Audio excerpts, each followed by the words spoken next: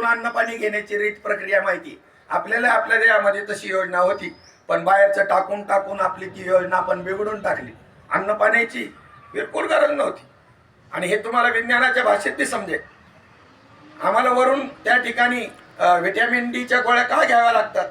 तर आम्ही स्वच्छ सुंदर अशा या सूर्यप्रकाशामध्ये सकाळच्या बसत नाही.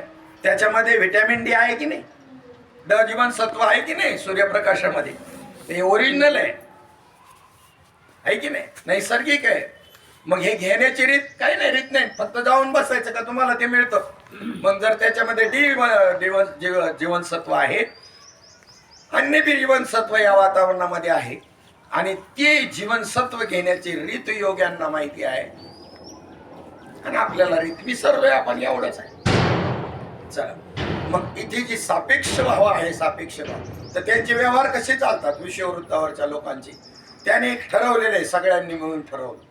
जसं मध्य प्रदेशातल्या त्या राज्यातल्या लोकांनी ठरवलं का आपल्या जर्सी गाई एकही आपल्या राज्यामध्ये पाठवायची नाही. अख्ख्या राज्यात औषधाला जर्सी गाई नाही.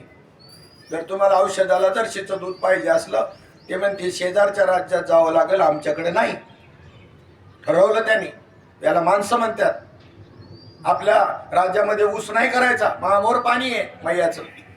फक्त एक खरगोन जिल्ह्यामध्ये तेवढा ऊस आहे, नाही तर ते बी आम्ही नासवले, त्यांना ऊस करायला लावला. आमची इकडची गेली आणि त्यांना सांगितलं याच्यामध्ये मेहनत कमी आहे.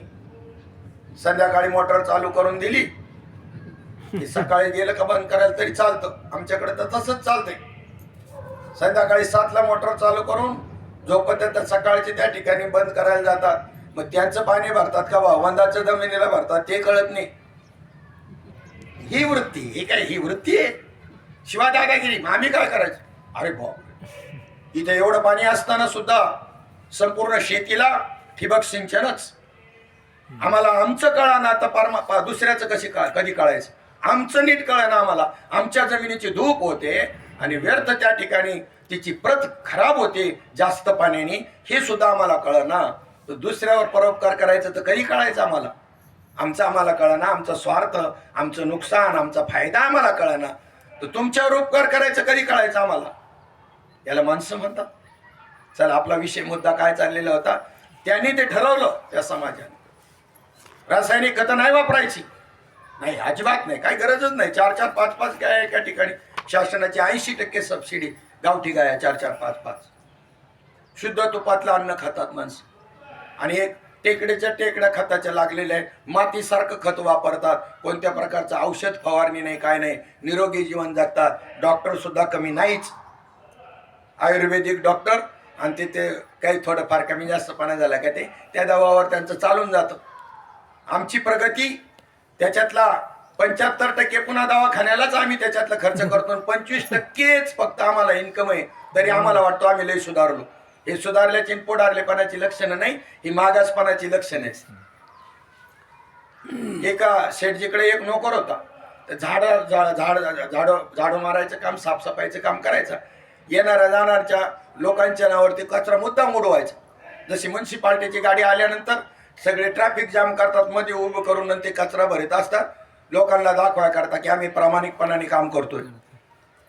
त्यांची कंडिशन तशी. हे बी जसं का मी लय काम करतोय दाखवाय करता, कोणी आलं तरी थांबायचं नाही, मुद्दाम आपलं काम. तुम्हाला दिसत नाही का मी काम करतोय ते? त्यांच्या अंगावर उडतंय, कपडे खराब होतात, हे बी पाहायचं नाही. काही तक्रारी केल्यानंतर त्या शेठजीने विचार केला की असं आहे ते, याचं आपण आता त्या ठिकाणी याचं काम बदलू. आणि म्हणून त्याला त्या ठिकाणी टॉयलेट सार्वजनिक जे असतील ते साफसफाईला ठेवलं. कशावर ठेवलं? इकडून काढलं, त्याचं डिपार्टमेंट बदललं, तिकडे केलं. तो जोडीदारांना लोकांना सांगायला लागला, म्हणे मला प्रमोशन मिळालं. आता हे प्रमोशन आहे का अधोगती? आम्हाला प्रमोशन कळाना. याला खाली आणलं. वरची जागा नुसती साफसफाई करायची होती, पण तसं प्रमोशन मिळालं म्हणतो. मला लोकांना सांगतो, हे काय प्रमोशन आहे का? खाली आला तू, अधोगतीला आला. देवाच्या उपासना कर्मकांड करणं हे प्रमोशन आहे का खाली येणे? ज्ञानी भक्ताला हे खाली येणे. म्हणून त्यांनी नियमात बी अडकू नाही. तो सत्वगुणात अडकला, माझा नियम आहे. अजून तू मुक्त नाही, नियमामध्ये अडकलेला बी मुक्त नाही. कोणत्याच मुक्त कसा तो? कोणतंच बंधन नाही. मुक्त कासया म्हणावे, ज्याशी बंधनाची नाही ठावे. कोणतंच बंधन नाही. चांगलं वाईट कोणत्याही बंधनाच्या तो पलीकडे गेलाय. पण बंधनाच्या पलीकडे गेलाय म्हणजे सुद्धा त्या ठिकाणी बंधन टाकणं सोपं आहे. मी हे करणार नाही, चांगला असो वाईट असो करणार नाही, परंतु त्याचा परिणाम जर तुमच्यावर होत असेल तर मग कसलं बंधन टाकलं. म्हणजे अंतःकरणाचा सूक्ष्म भाग आहे बद्धमुक्त अवस्था. नुसत्या कर्मावर बद्धमुक्त अवस्था अवलंबून नाही. म्हणून सांगितलं उद्धवा, बद्धमुक्त अवस्था जरी सत्य मनसी वस्तुता तरी न घडेगा सर्वता ऐकाता सांगेन. बद्धमुक्त अवस्था माझ्या स्वरूपी नाही तत्वता, ही गुणकार्याची वार्ता संबंधू तत्वता मज नाही. कसे व्यवहार चालतात सांगत होतो मी. विषववृत्तावरच्या लोकांचे व्यवहार कसे चालतात. मग जसं यांनी ठरवलं राज्यात ऊस करायचं नाही, जर्सी पाळायची नाही, रासायनिक खतं वापरायची नाही, तसं विषववृत्तावरच्या लोकांनी ठरवलं 24 तासामध्ये घड्याळ तर आहे ना, कालमापनाकरता घड्याळ आहे. मग त्यांनी एक टायमिंग ठरवलं. ह्या टायमिंग पासून ह्या टायमिंग पर्यंत आपला दिवस आणि ह्या टायमिंग पासून ह्या टायमिंग पर्यंत आपली रात्र. ह्या दिवसाचा त्यांच्यावर काही परिणाम झाला का व्यवहार चालायला आहे काय. सतत तिथे दिवस आहे, रात्र होते काय त्यांच्याकडे नाहीच. सूर्याला सतत सन्मुख आहेत ते विषुववृत्तावर सूर्याला. आता वास्तविक दिवस रात्र कशाच्यामुळे आहे, उपाधीमुळे ते समजून घ्यायचं. मग दिवस रात्र असली तरी काय फरक पडत नाही. विषुववृत्तावरचे लय भाग्यवान, कर्क मकर वृत्तावरचे अभागी असं काय नाही. दिवस रात्र समजून घ्या. विषुववृत्तावर राहा नाही तर कर्क मकर वृत्तावर राहा, कर्मात राहा नाही तर कर्म सोडून राहा. काय नाही, कंडिशन समजून घ्या. पडलेच कधी जर समजा त्या ठिकाणी आलेच कर्कवृत्त मकर वृत्तावरती तर पुन्हा भ्रमात पडल्याशिवाय राहणार नाही. विषुववृत्तावाले बी आपणही विषुववृत्तावालेच होतो, पण कर्क मकर वृत्तावर आल्यामुळं भ्रमात पडलो. आम्ही वैकुंठवासी होतोच आपण बी. गुण लागतो ना. गवळ्या संघ पावळ्या गेला पण वाहन नाही तर गुण लागला. शुद्ध पाणी आहे जोपर्यंत जमिनीशी स्पर्श करत नाही तोपर्यंत, आणि जमिनीचा संसर्ग घडला की गडबड झाला. ती तो जमिनीचा गुण आहे, पाण्याचा बी नाही. असो, मग या ठिकाणी त्यांनी ते व्यवहार ठरवला. व्यवहार चालण्याकरता ठरवलेलं आहे ते काय गोष्टी. नाही तर वास्तविक पाहता त्यांना आपण गावचे लोक ठरवतो मंगळवारचा मोहडा पाळायचा, त्या दिवशी कोणी काय काम करायचं नाही. ठरवलं तसं तसं त्याने ते ठरवलं आणि त्यांचे व्यवहार चालू. व्यवहाराकरता ह्या द्वैताची आवश्यकता आहे. व्यवहाराला म्हणजे द्वैत आहेच, आणि तरी तुम्हाला अद्वैत सोडायची आवश्यकता नाही. तुम्ही अद्वैतात राहू शकता. कर्म करून नैष्कर्म्य स्थितीमध्ये राहण्याचा उपदेश अर्जुनाच्या निमित्तानं तुम्हाला आपल्याला केला आहे. पहिल्या दिवशीच आपला विषय झाला की तुम्ही या सर्व दृश्याला पाहता, त्याला व्यापता आणि त्याला व्यापून पुन्हा त्याच्यापेक्षा वेगळे असता. पहिल्याच दिवशी झालं. तुम्ही ह्या सगळ्या मंदिराला पाहता, त्याला व्यापता आणि त्याच्यापासून वेगळे आहात असं समजता. तुम्ही या मंडपाला पाहता आणि त्याच्यापासून वेगळे शिल्लक राहिलेले असता. तुम्ही आकाशाला पाहता, आकाशाला पाहूनही त्याच्यापासून वेगळे राहिलेले असता. तुम्ही सूर्याला पाहता की नाही सूर्याला, मग सूर्याबरोबर गेले का वेगळे राहिले. इथूनच पाहिलं ना. मग सूर्याला पाहूनही तुम्ही त्याच्यापासून अलिप्त राहिला. ही तुमची मुक्तता. कोणत्याही प्रकारचं कर्माचं आवरण तुमच्या ठिकाणी आणत नाही.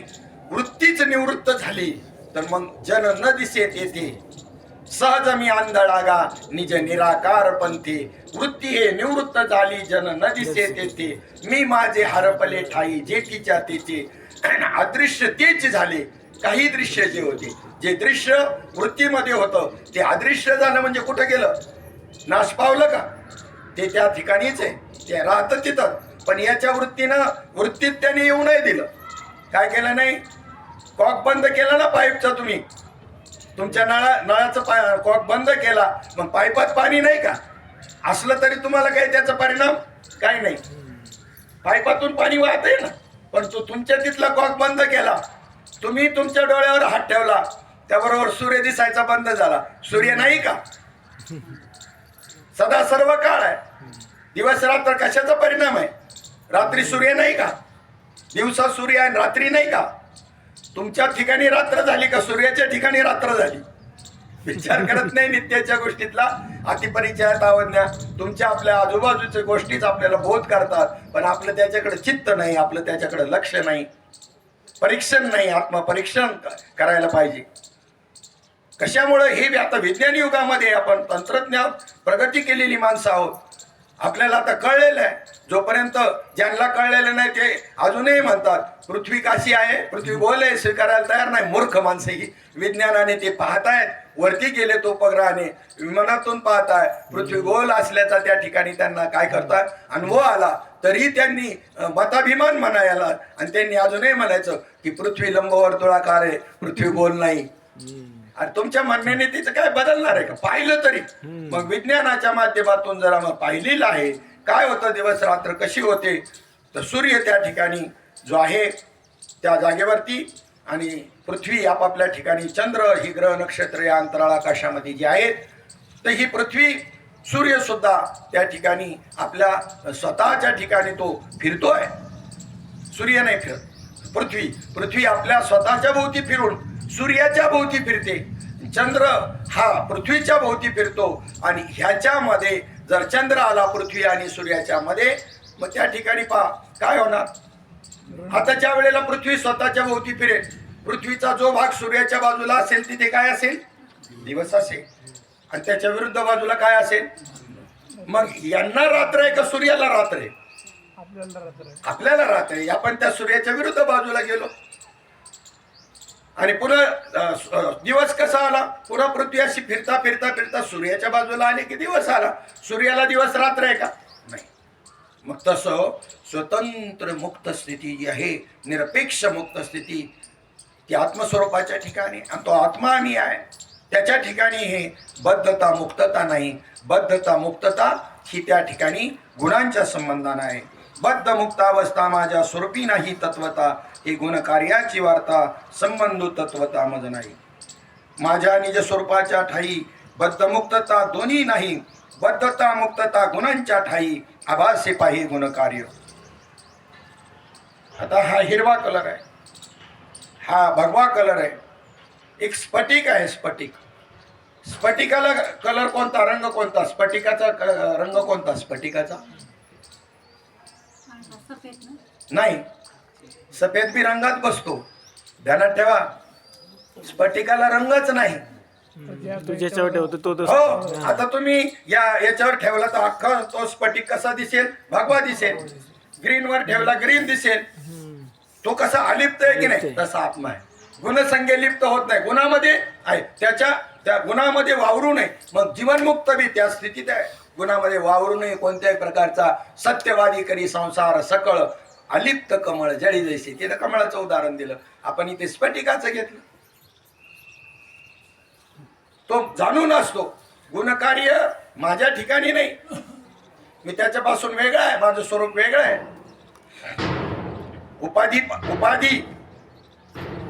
उपाधी वेगळे, तुम्ही निर्विकारण, काहीच संसार तुम्हा नाही.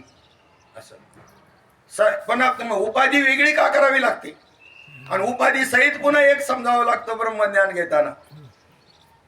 एका ठिकाणी व्यतिरेक करावा लागतोय आणि काही नंतर अन्वय बी करावा लागतो. जसं सापाला मारायची गरजच नाही, किती विषारी साप असला काय मारायची त्याला काय गरज आहे. तो साप तुम्हाला बाधक नाहीये, त्याचा फक्त एक विषारी दात आहे ना, तो तेवढाच बाधक आहे. गारुडी काय करतो, त्याचा तो विषारी दात काढून टाकतो आणि आपल्या गळ्यावर वागून त्याच्यावर उलट पोट भरतोय. पोट काय करतो, पोट भरतोय त्याच्यावरती. आता बाधक आहे का?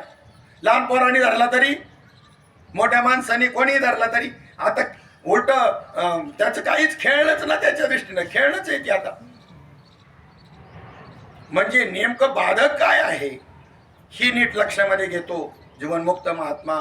परमात्म्याच्याही ठिकाणी तशा पद्धतीची जी काही हे आहे, निश्चय आहे, आणि जीवाच्या ठिकाणी त्या गोष्टीचा काय नाही, निश्चय नाही. म्हणून त्यांनी सांगितलं की माझ्या निज स्वरूपाच्या ठाई बद्ध मुक्तता दोन्ही नाही. याला उदाहरण आपण स्फटिकाचं पाहिलं. तुम्ही सफेद कलर म्हणता ना, आता मी स्वतंत्र वस्तुस्थिती आत्मस्थिती समजून सांगण्याकरता अजून तिसरं उदाहरण घेतो. एका विद्यार्थ्याला गुरुजींनी चित्र काढायला सांगितलं. निसर्ग दृश्याचं चित्र काढायचं ज्या वेळेला सांगितलं आणि त्या वेळेला त्याच्यामध्ये कलरचं बॉक्स बी दिलं आणि कलर वगैरे लावून सुंदर असं निसर्ग चित्र त्या ठिकाणी तयार केलं आणि त्याच्यामध्ये पौर्णिमेचं चांदणं पडल्याचं त्या ठिकाणी दाखवत असताना आता तिथे त्यांनी काय केलं युक्ती पहा. मुलगा कसा हुशार होता. सगळं हिरवीगार झाडी हिरव्या कलरनी रंगवली. जे ज्या दृश्याचे जे कलर आहेत ते वापरून सुंदर असं दृश्य तयार केलं आणि एका मुलाने तो जो चंद्र आहे त्याला असा सफेद रंग दिला आणि याने मात्र त्या ठिकाणी त्याला सफेद रंग दिला खरा. त्या मुलाने सफेद रंग दिला त्या चंद्राला. बाबर आता वास्तविक पाहता नाही दिलं तरी चालतोय. कागदाचा सफेद रंग ते आहेच ना तिथे जिथे चंद्र काढलेला आहे त्या कागदाचा सफेद रंग आहे का. आता पहा चंद्राला जर सफेद रंग दिला चंद्राला दिलेला सफेद रंग हा रंगामध्ये बसतो आणि कागदाचा सफेद रंग हा ओरिजिनल आहे. ही आत्मस्थिती कळण्याकरता नीट समजून घ्या. सफेद रंग दोन आहेत. एक कागदाचा ओरिजिनल आहे आणि एक तुम्ही दिलेला सफेद चंद्राला आहे. नाही दिला तरी चालू शकेल ना. आणि तिला तरी जर समजलं का हा कलर आहे आणि हा ओरिजिनल आहे ओरिजिनल कलर कागदाचा जो आहे पहिलाच जो आहे तर तसं स्वरूपाच्या ठिकाणी जी आत्मत्व जाणीवच जिथं नाही. जाणीव लागते ना. बद्धमुक्त जी आहे हे कळण्याकरता काय लागते वृत्तीमध्ये जाणीव. तर वृत्तीच जर नाही तर बद्धमुक्तता कशी असेल. नवे बद्धमुक्ततेची जाणीवच नाही पण मात्र त्या ठिकाणी जी मुक्तता आहे त्याच्या ठिकाणी ती मुक्तता स्वयंसिद्ध अशा प्रकारची ती आत्मत्वाची आहे. एखाद्या निरंजन ठिकाणी एक माणूस झोपला. निरंजन म्हणजे जिथे माणसाचा सुवारा नाही काड्या कपारीमध्ये वायू सुद्धा नाही. वायू नाही म्हणजे वायू वादळाच्या स्वरूपामध्ये नाही हवेच्या स्वरूपात वाहत बी नाही म्हणजे वायूचं सुद्धा प्रतिबंध त्याला नाही. कोणाचा गलबला नाही कोणते जीवजंतू नाही कशाचाच त्याला त्या ठिकाणी सुवारा नाही. अशा ठिकाणी ती व्यक्ती आहे म्हणजे कोणापासून त्याला कोणत्याही प्रकारचा हे आहे का त्रास आहे का नाही. मग आता तिथे जर जाणार त्याला जाणण्याकरता त्या व्यक्तीला जाणण्याकरता कोणत्याही प्रकारचं सापेक्षता तिथे आहे का. जीव नाही कोणताही नाही वारा काहीच नाही म्हणजे त्याला जाणण्याकरता कोणी नाहीच. आणि तो झोपलेला आहे म्हणजे तो तर झोपलेला आहे. पुन्हा जर झोपलेला जर तो असेल तर तो त्या ठिकाणी या बाकीच्या दृश्यालाही जाणू शकत नाही आणि स्वतःला जाणील म्हटले तर तो स्वतःला जाणण्याकरता तो जागा असावा लागल. तो झोपलेला आहे पण तो नाही का त्याला जाणणार तिथं कोणी नाही आणि तो त्याला जाणू शकत नाही कारण तो झोपलेला आहे म्हणजे तो नाही का असं नाही. कोणाचं परमात्म्याचं असणं असं आहे ज्याला अस्ति असं आपण म्हणतो ना ती सत्ता अशी आहे का सापेक्षता कोण तो दुसऱ्यालाही जाणायचा विषय होत परमात्म्याला दुसराही कोणी जाणू शकत नाही आणि तो स्वलाही जाणू शकत नाही असं ते तत्व आहे. इरवी सपूरपणे याचे पाहता याचं सपूरपण जर पाहिलं याचं सूक्ष्मत्व याचं व्यापकत्व जर पाहिलं तर म्हणले गगनाचे पालवे गाळून घेतले आकाशाचं पातळ वस्त्र केलं आकाशाचं बरं का आणि त्याच्यातून गाळून घेतलं तरी न गळे असं ते परब्रह्म आहे. किती निरुपाधिक आहे पहा. मग त्या ठिकाणी ह्या बद्धमुक्त अवस्था कशा असू शकते. बद्धमुक्त हा शीन आहे म्हणजे शीन काय विचाराने पाहिलं तर हे काय बद्धमुक्त ही शीन आहे. पहा आता उदाहरण एक ग्रस्त आहे कधीही घराच्या बाहेर पडायचं नाही कधीच नाही. आधी नोकरीला होतं नोकरी झाल्यानंतर मग त्याला ते थोडीशी अशी माणसांची भीती वाटायला लागली तर घरातून कधी ते बाहेर पडायचंच नाही. आणि एकदा प्रसंग असा आला की 4 पाहुणे आल्यानंतर मंडळींनी सांगितलं घरामध्ये आज भाजी नाही बाजूलाच मार्केट आहे तिथून तुम्ही त्या ठिकाणी भाजी घेऊन या तोपर्यंत मी सगळं बाकीचा स्वयंपाक करून ठेवते आणि भाजी झाली की लगेच जेवायला वाढते. तो म्हणला नाही मी नाही बाहेर जाणार आणि मी जर चुकलो तर काय म्हणलं मी जर चुकलो तर त्याला भीती वाटायला लागली. मी चुकलो तर म्हणले आता काय येडेपणा आहे बाबा याच्या चुकणं मी चुकलो तर हे संशय व्यर्थ आहे म्हणले. हे कसं काय चुकल पण ठीक आहे म्हणले तुम्ही चुकाल ना तर तुम्ही चुकू नये म्हणून मी युक्ती करते. काळा धागा आणला आणि त्याच्या उजव्या पायाच्या अंगठ्याला 2-3 येडा देऊन चांगला करकचून बांधला. जा म्हणले आता याच्यावर लक्ष ठेवायचं या धाग्यावर, म्हणजे तुम्ही चुकणार नाही. आणि चुकले ते धाग्याकडे पाहिलं का तुम्हाला काय होईल, जाईल आठवण होईल का मी आहे, मी काही चुकलो नाही. आणि पाठवलं त्याला, भाजी घेतली, निघाला आपल्या घरी यायचं का नाही. तिथे एका गारुड्याचा खेळ चाललेला होता आणि नागाचं पिल्लून लहानच होतं, आणलेलं नवीनच, ते जे निसटलं त्याच्यातून आणि गर्दीमध्ये मग ते अशी गडबडली, लोक घाबरली आणि पडली, चेंगराचेंगरी झाली की नाही तिथं आपल्या याला प्रयागला. तसंच झालं नाही तो. आणि हे बी पडलं त्याच्यामध्ये, पडल्याबरोबर त्याच्या पायातला तो धागा गेला तुटून. पर तो तुडवलं पार त्याने, ते गडबडा त्याचं लक्ष गेलं, पायाकडे पाहिलं, हा तो धागा नाही, ते लागलं गडबडा लोळायला लागलं, आरडायला लागलं, मोठमोठ्या उड्या असं पार बेभान करून नाचायला लागलं. मी चुकलो, मी चुकलो, वाचवा वाचवा, मी चुकलो, मी चुकलो, वाचवा. तेवढ्यामध्ये त्यांच्या शेजाऱ्यांनी त्यांच्या घरी जाऊन सांगितलं, ताई तुमचं ते ध्यान म्हणले असं असं करायला लागले. तिच्या ध्यानात आलं काय झालं असं. इकडूनच काळा धागा घेऊन गेली, 2 माणसांना धरायला लावलं आणि त्याच्या उजव्या पायाला ते 2-3 येड मारून चांगलं बांधलं आणि म्हणले, हो काय झालं बघा पायाकडे नीट. पायाकडे बघितल्याबरोबर त्याला आनंद झाला आणि आनंदाने उड्या मारायला लागलो, मी सापडलो, मी सापडलो, मी सापडलो. आता मी चुकलो हा त्याचा भ्रम होता की नाही, मी चुकलो हा काय होता त्याचा, आणि मी सापडलो हा हे असं कळावं लागत, म्हणजे अमृतानुभव म्हणतात याला. आता हा हरवलो हा बी भ्रम आणि सापडलो हा मी देह हा बी भ्रम आणि हम ब्रह्मास्मी त्याला म्हणायला तयार नाही तुम्ही. हेच काढायचं मोठं कठीण आहे. अज्ञान काढणं सोपं आहे पण ज्ञान काढणं अवघड आहे. हम ब्रह्मास्मी काय ज्ञान आहे का काय, हम ब्रह्मास्मी नव्हे शुद्ध ब्रह्मज्ञान.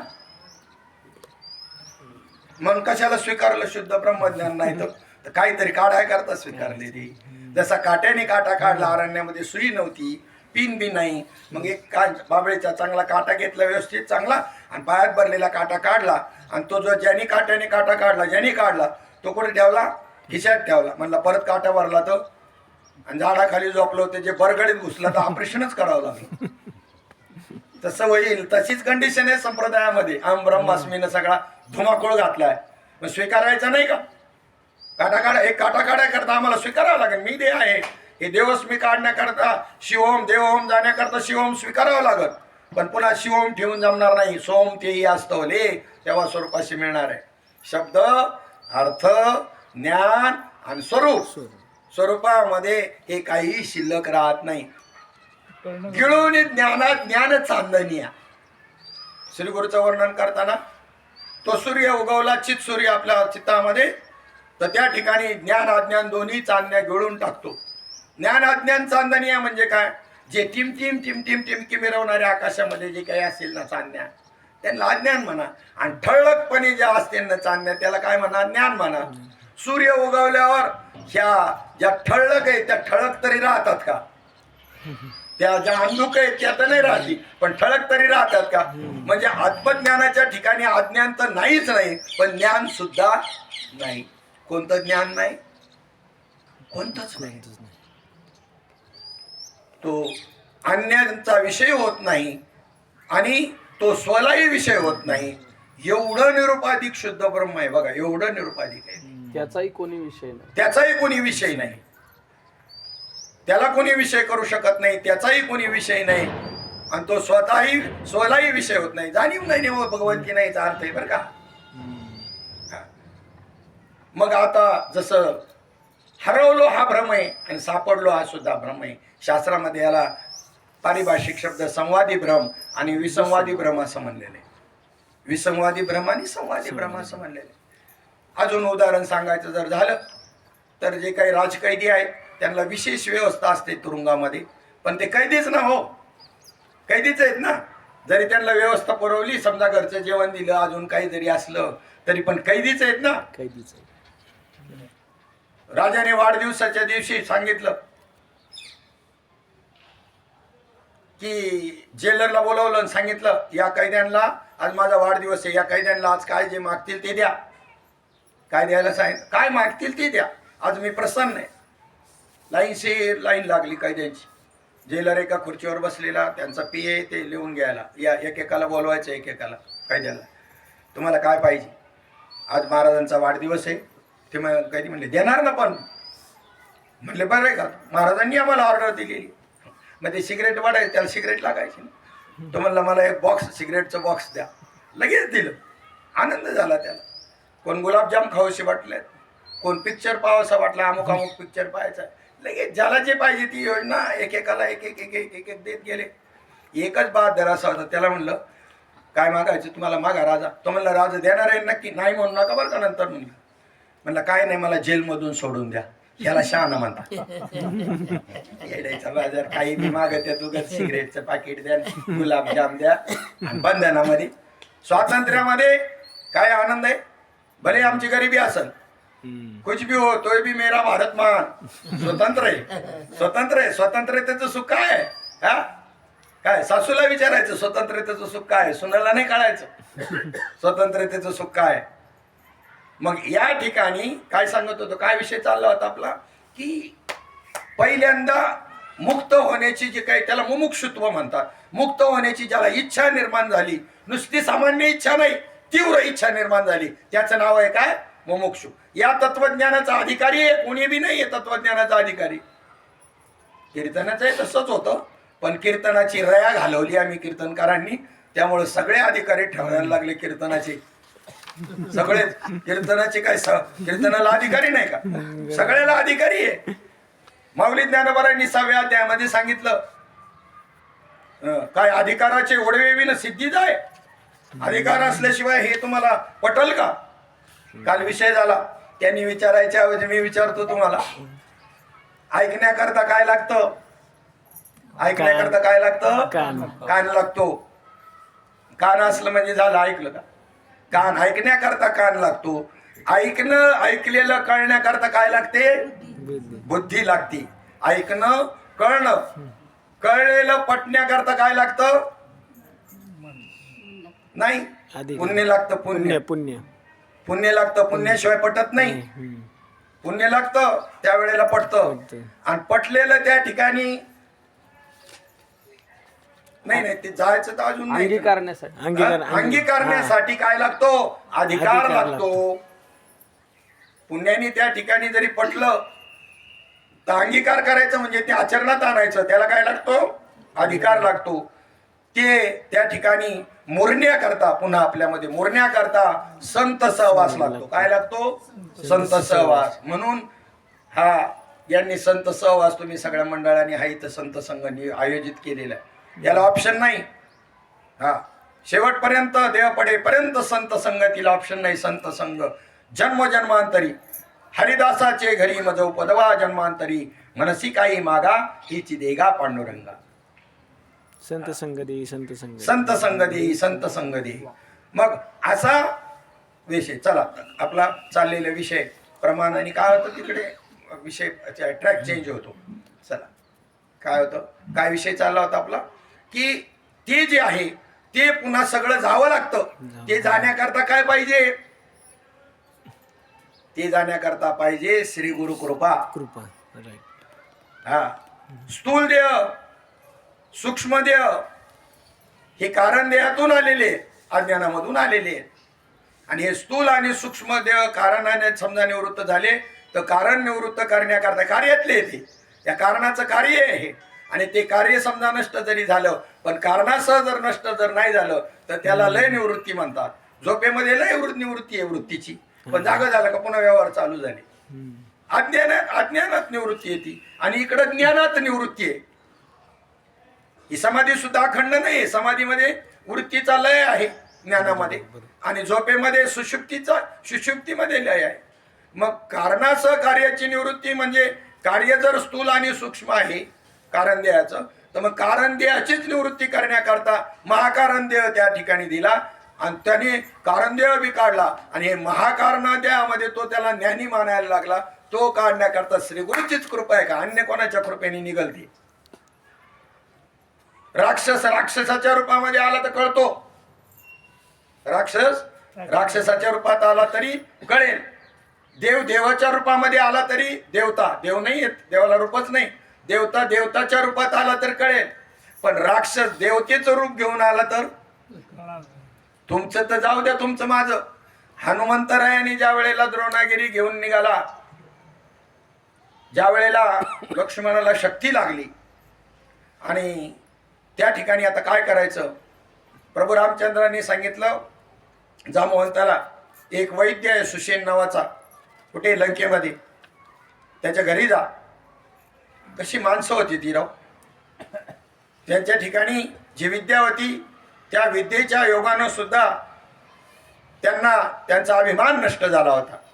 विद्येने अहंकार तयार होतो, पण त्यांना त्या विद्येचाही बी अहंकार नव्हता. लोकोपकारा करता मित्राला सुद्धा दवा द्यायची, शत्रूला सुद्धा दवा द्यायची. याला खरा वैद्य म्हणतात. उद्धारच होईल, मोक्षच मिळेल त्याला, ते कर्मात मोक्ष मिळेल त्याला. त्या कर्मात असं जर कर्मसमुच्चय वापरला तर द्वैत न धरता. रामायणाचा विषय आला म्हणून सांगतो, रावण तरी कुठं कळला आपल्याला, तर राम कळायचा आहे. सेतुबंधनाच्या उद्घाटनाला म्हणले ब्राह्मण पाहिजे, पण दशग्रंथी ब्राह्मण पाहिजे. पृथ्वी तलावरती दुसरा दशग्रंथी ब्राह्मण नव्हता रावण सोडून, याला आणलं, तोय आला. बघा आता तुम्ही, शत्रू मला मारायला येणार आहे हा ब्रिज बांधून सैन्य घेऊन. ही कोण माणूस असा आहे का तो उद्घाटनाला येईल, तरी रावण आलाय. म्हणून नाथ महाराज भावार्थ रामायणात म्हणले, ज्याला रावण समजला ना त्यालाच राम समजल, रावण नाही समजला तर राम नाही समजू शकतो. ज्या वेळेला त्याला बोलवण्यात आलं, आता त्या सेतुबंधनाच्या वेळेला तिथे बी आता हे औषधाच्या मध्येच आपलं निघालेले सुषेणाकडं, पण रावणाला आणण्याकरता सुद्धा जांबवंतालाच पाठवलं होतं. तो सुद्धा त्याच्याकडे बी विवेक आहे, पण ते कधी विवेक कधी अविवेक असं आहे. विवेक पूर्ण ज्याच्याकडे तोच खरोबर, त्याच बरोबर आहे. थोडं थोडं नाही, अवस्था बरोबर जरी असली तरी ती अखंड पाहिजे. नुसते चिंतनापुरती नाही, मंडपापुरती नाही. ही जर म्हणले ही जी सुषुप्ती मधले जे काही त्या ठिकाणी जे सुख आहे ना, ते जर अखंड असतं ना तर आम्ही मानलं असतं म्हणले माऊली म्हणतात. काय जागा काय पुढती साचची विरा, पुढती जरी साचची विरा, न येता न स्वप्न येता जागरा, स्वप्न जागरा, तरी ब्रह्मभाव ब्रह्मभाव साचोकारा साचोकारा म्हणून म्हणून येतं. त्या स्वप्नातून तो जागृतीत जर आला नसता आपलं, तर त्या ठिकाणी तिथं सुख होतच की नाही, सुषुप्तीमध्ये सुख होतं की नाही. अरे ती ब्रह्मस्थितीच आहे ती. ते झोप नसल 4 दिवस तुम्हाला तर जगू शकत नाही आपण, जगू शकू का? परंतु पुन्हा ती स्थिती बदलते, टिकून राहत नाही, म्हणून आम्ही तिला ब्रह्मभाव म्हणत नाही. मग आता या ठिकाणी पूजनाला ज्या वेळेला रावणाला त्या ठिकाणी आणलं, आता आणल्यानंतर इकडूनच जांबवंताचं पहिलं त्यांनी स्वागत केलं, बसायला आसन दिलं, चहा पाणी काय असेल तो. हे महाभारताचं युद्ध सुद्धा धर्मक्षेत्रे धर्मयुद्ध होतं. ठरवलेल्या टायमिंगमध्ये शत्रू म्हणून एकमेकाशी लढायचं, त्यानंतर एकमेकाच्या तंबूमध्ये रावटी जाऊ मध्ये जाऊन नाश्ता चहा पाणी जेवण भोजन हे सगळं करायचं, केलं जायचं. वैर तेवढ्या लढण्यापुरतं, वैर बी नाही, द्वेष मत्सर बी नाही, लढाऊ ही वृत्ती आहे, मरणाची भीती बी नाही. याला धर्मयुद्ध म्हणतात. मोक्ष नाही मिळेल तर काय होईल? कोणत्या वृत्तीचा अंगीकारच नाही तर मोक्षच आहे ना, मोक्ष तिथंच आहे, मुक्त अवस्था तिथंच आहे. कोणत्याही वृत्तीचा अंगीकारच नाही, सत असत कोणत्याच नाही, वृत्ती राहील ते जिथं आहे तिथे खरी माझी मुक्तता उद्धवा तशी आहे, अशी सापेक्ष मुक्ती नाही आहे माझी. आणि मग त्या ठिकाणी त्यांनी सांगितलं, तुम्हाला प्रभू रामचंद्रांनी बोलवलेले आहे, असं असं तुमच्या हातून पूजन करायचं आहे. ठीक आहे, किती वाजता प्रोग्राम आहे? उद्या सकाळी 9 वाजता उद्घाटन आहे. म्हणले नक्की 9लाच का? 9:30ला आलं तर नाही चालायचं का? म्हणले नाही चालायचं, आम्ही टायमिंगचे पक्के असतो. पण सांगितलं तिकडचं सांगतो मी, इथलं काय नाही सांगितलं. मग ते टायमिंग त्याला सांगितल्यानंतर येतो म्हणले मी. ठीक आहे. मग ते म्हणले काही त्याला हवन बी करावं लागेल. म्हणले हो. मग त्याला काही समिध्या लागतील, पूजेचं साहित्य लागल. जांबवंतांनी सांगितलं यादी द्या लिहून. बामणाला म्हणतो की नाही आपण, यादी लिहून द्या ना आम्हाला सत्यनारायणाच्या पूजेची, साहित्याची, याची त्याची. तो म्हणला माझा यजमान आहे ना हा वनवासी आहे. बघा भाव रावणाचा बी, माझा यजमान आहे ना ज्याची पूजा करायला मी चाललोय तो वनवासी आहे, त्याच्याकडे ही सामुग्री नसणार. आणि ब्राह्मणाचं कर्तव्य मला चांगलं माहिती आहे, मी दशग्रंथी ब्राह्मण आहे. यजमानाकडे सामग्री नसेल तर आपण स्वतः घेऊन जावी असं शास्त्र सांगतं. मी घेऊन येईन, जा म्हणले. काय म्हणला रावण, सुपूजेची सामुग्री माझ्याकडे लागली, मी घेऊन येईन. आणि गेलं, जांबवंताला पाठवून दिलं. दुसऱ्या दिवशी 9:30 म्हणजे 9:30ला तिथं टच रावण. तिथे गेल्यानंतर तसा नाही गेला, त्याच्या आधी जांबवंत निघून गेल्यावर अशी टाळी वाजवली. त्याबरोबर इंद्रजित समोर उभा राहिला. बोला पप्पा काय म्हणणे? म्हणले काय नाही, अशोकवनामध्ये सीता आहे, उद्या बरोबर तिथे 9:25ला सीतामाईला तिथे घेऊन यायचं, सुवेळाचळ पर्वतावर जिथं उद्घाटन करायचंय तिथं. काय तुम्हाला काय म्हणावं, तिथे शत्रूच्या याच्यामध्ये घेऊन जायचं, ज्याच्याकरता युद्ध मांडलेले त्यांना त्यांच्या ताब्यात द्यायचं. मग युद्ध कशाला मांडले? बाळा तुला नाही बाप बाप होत आहे, बेटा बेटा होताय. तुला एवढी समज आहे का? म्हणलं तू मी सांगतो तेवढं ऐक. काय वेळेला आपलं डोकं नाही लावायचं. बाबांनी सांगितलं जिथं डोकं ठेवलं तिथं डोकं लावायचं. काल झालं की नाही? जिथं डोकं ठेवलं ना तिथून या उठवू माथा मारणा वाचून सर्वता. आता तिथं डोकं लावायचं नाही. याने डोकं लावलं अर्जुनाने, तोपर्यंत भगवंताला गीता सांगतच राहावं लागलं. अजून हे डोकं चालित आहे ना म्हणला, तोपर्यंत सांगत राहिला. आणि जेव्हा सांगितलं आता करिष्ये वचनम, तर डोकं लावायचं सोडलं, कामच झालं अर्जुनाचं. मग म्हणला नष्टो मोह स्मृती लंप, माझा मोह सह कुटुंब गेला.